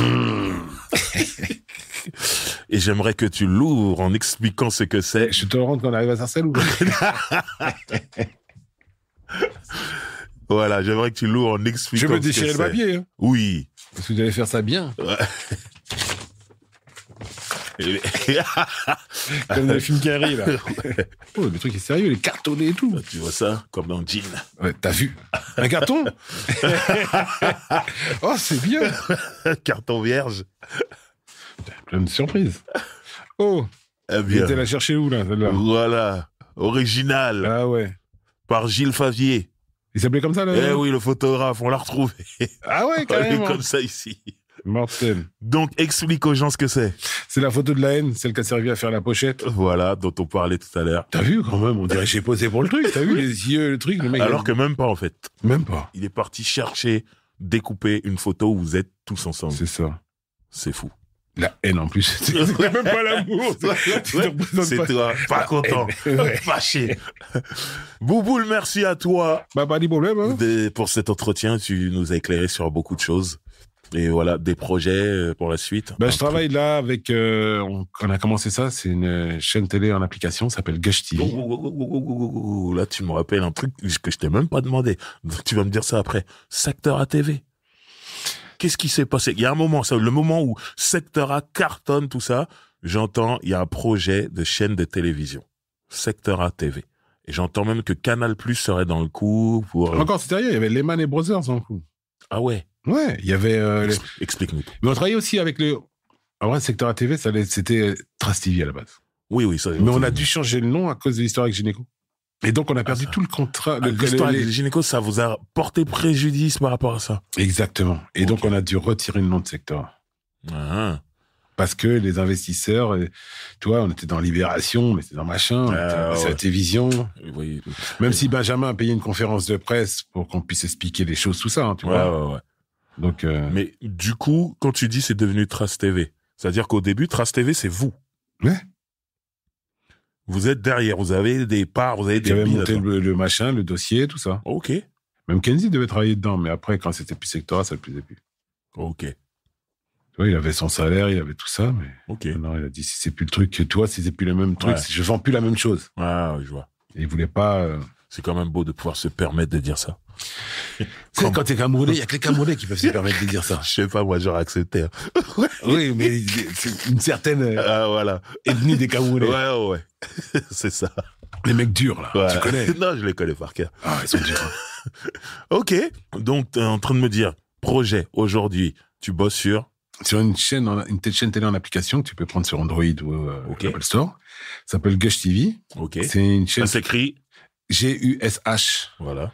Et qui doit devenir une chaîne généraliste. Pour l'instant, il y a beaucoup de clips. Ok. Là, on est en train de remplir les grilles avec des reportages à droite à gauche, parce que c'est moi qui connais un peu le monde sur Paris. C'est des gens de Toulon. C'est l'ancien mec de Radio Vitamine Ouais. qui a monté ça, qui a eu des ennuis avec la justice là-bas, du moins Ouais. la justice, la mafia là-bas. Ok. T'en foutu en tôle, tout ça. Il a fait un bouquin. Ah ouais. Là, ils lui ont mis un bracelet électronique aujourd'hui. Ah ouais. Ils lui ont mis qu'il avait volé sa propre société. Ok, pas Un mal. truc de mafieux, de Pas mal. machin, il y a la justice dedans. Ouais. Et il a réussi à monter son truc là. C'est le concept, c'est comme sur le téléphone, il faut beaucoup de programmes courts. Ouais. Parce que les gens ils regardent dans le train, dans le Bien métro, des sûr. trucs comme ça. Ouais. Et donc, c'est spécialisé dans les programmes courts-métrages, tout ça. Et le soir, il y aura des programmes longs. Ok. Et la grille qui va commencer, il y aura une matinale. Après, entre midi et 2, il y aura des passages de courts-métrages. Mhm. Mais beaucoup de courts-métrages américains. Ok. Parce qu'ils sont magnifiques. Ok. Les mecs, ils sont déjà dans loin, effets spéciaux, tout ça. Parce que regarder les courts-métrages français, c'est vite limité. Ok. Tu vois, c'est vraiment très peu de moyens, c'est très un peu le même scénario. On prend des Coréens aussi, il y a des trucs coréens. C'est de l'international, mais ça va être beaucoup centré sur l'Afrique aussi. Ok. Pas sur la France. Très peu de chanteurs français. Il faut vraiment qu'ils soient bons. Après, il y en aura parce que ça attire du monde. Ouais. Mais à 99%, t'auras du zambien, des chanteurs zambiens, des rappeurs zambiens, des Yella Wolf, des mecs que tu vois pas ici en général. Ok. Très bien. Ouais, tu peux mettre machin, t'as un programme, tu te le mets, tu travailles. Donc là, c'est téléchargeable tout de suite, cette application. Et là, pour l'instant, c'est une chaîne à clips, tu vois, pour remplir, parce qu'il fallait qu'elle existe pour pouvoir le vendre. Mais vous allez faire évoluer. Oui, et t'as différentes chaînes, tu peux après écouter un truc spécial musique de film, les reportages, tu vois ce que je veux dire, t'as différents programmes dedans. Ok. C'est cool, ça. Oui, on prépare aussi avec Madine Sarcel, DJ Desch et Nabil. Ouais. On prépare l'exposition du photographe Philippe Hamon. Ouais. Sur sa carrière, comme il avait déjà fait une qui s'appelle le Spirit of Rock. Il a photographié tout le monde, toute musique, tout. C'est ça. Et là, on va le faire un truc qui s'appelle du champ de coton au champ de béton. Ok. Et c'est toute sa carrière. Incroyable. On part de Johnny Lee Hooker, en passant par Bob Marley, les Run DMC, les Lauryn Hill, les rappeurs français, le rock, tu vois ce que je veux dire. Il a photographié toutes ces personnes. Tout ça. Et là, récemment, il est parti photographier Lenny Kravitz. Incroyable. Et là, il revend des photos de Metallica qu'il a fait au Japon, des trucs comme ça. Non.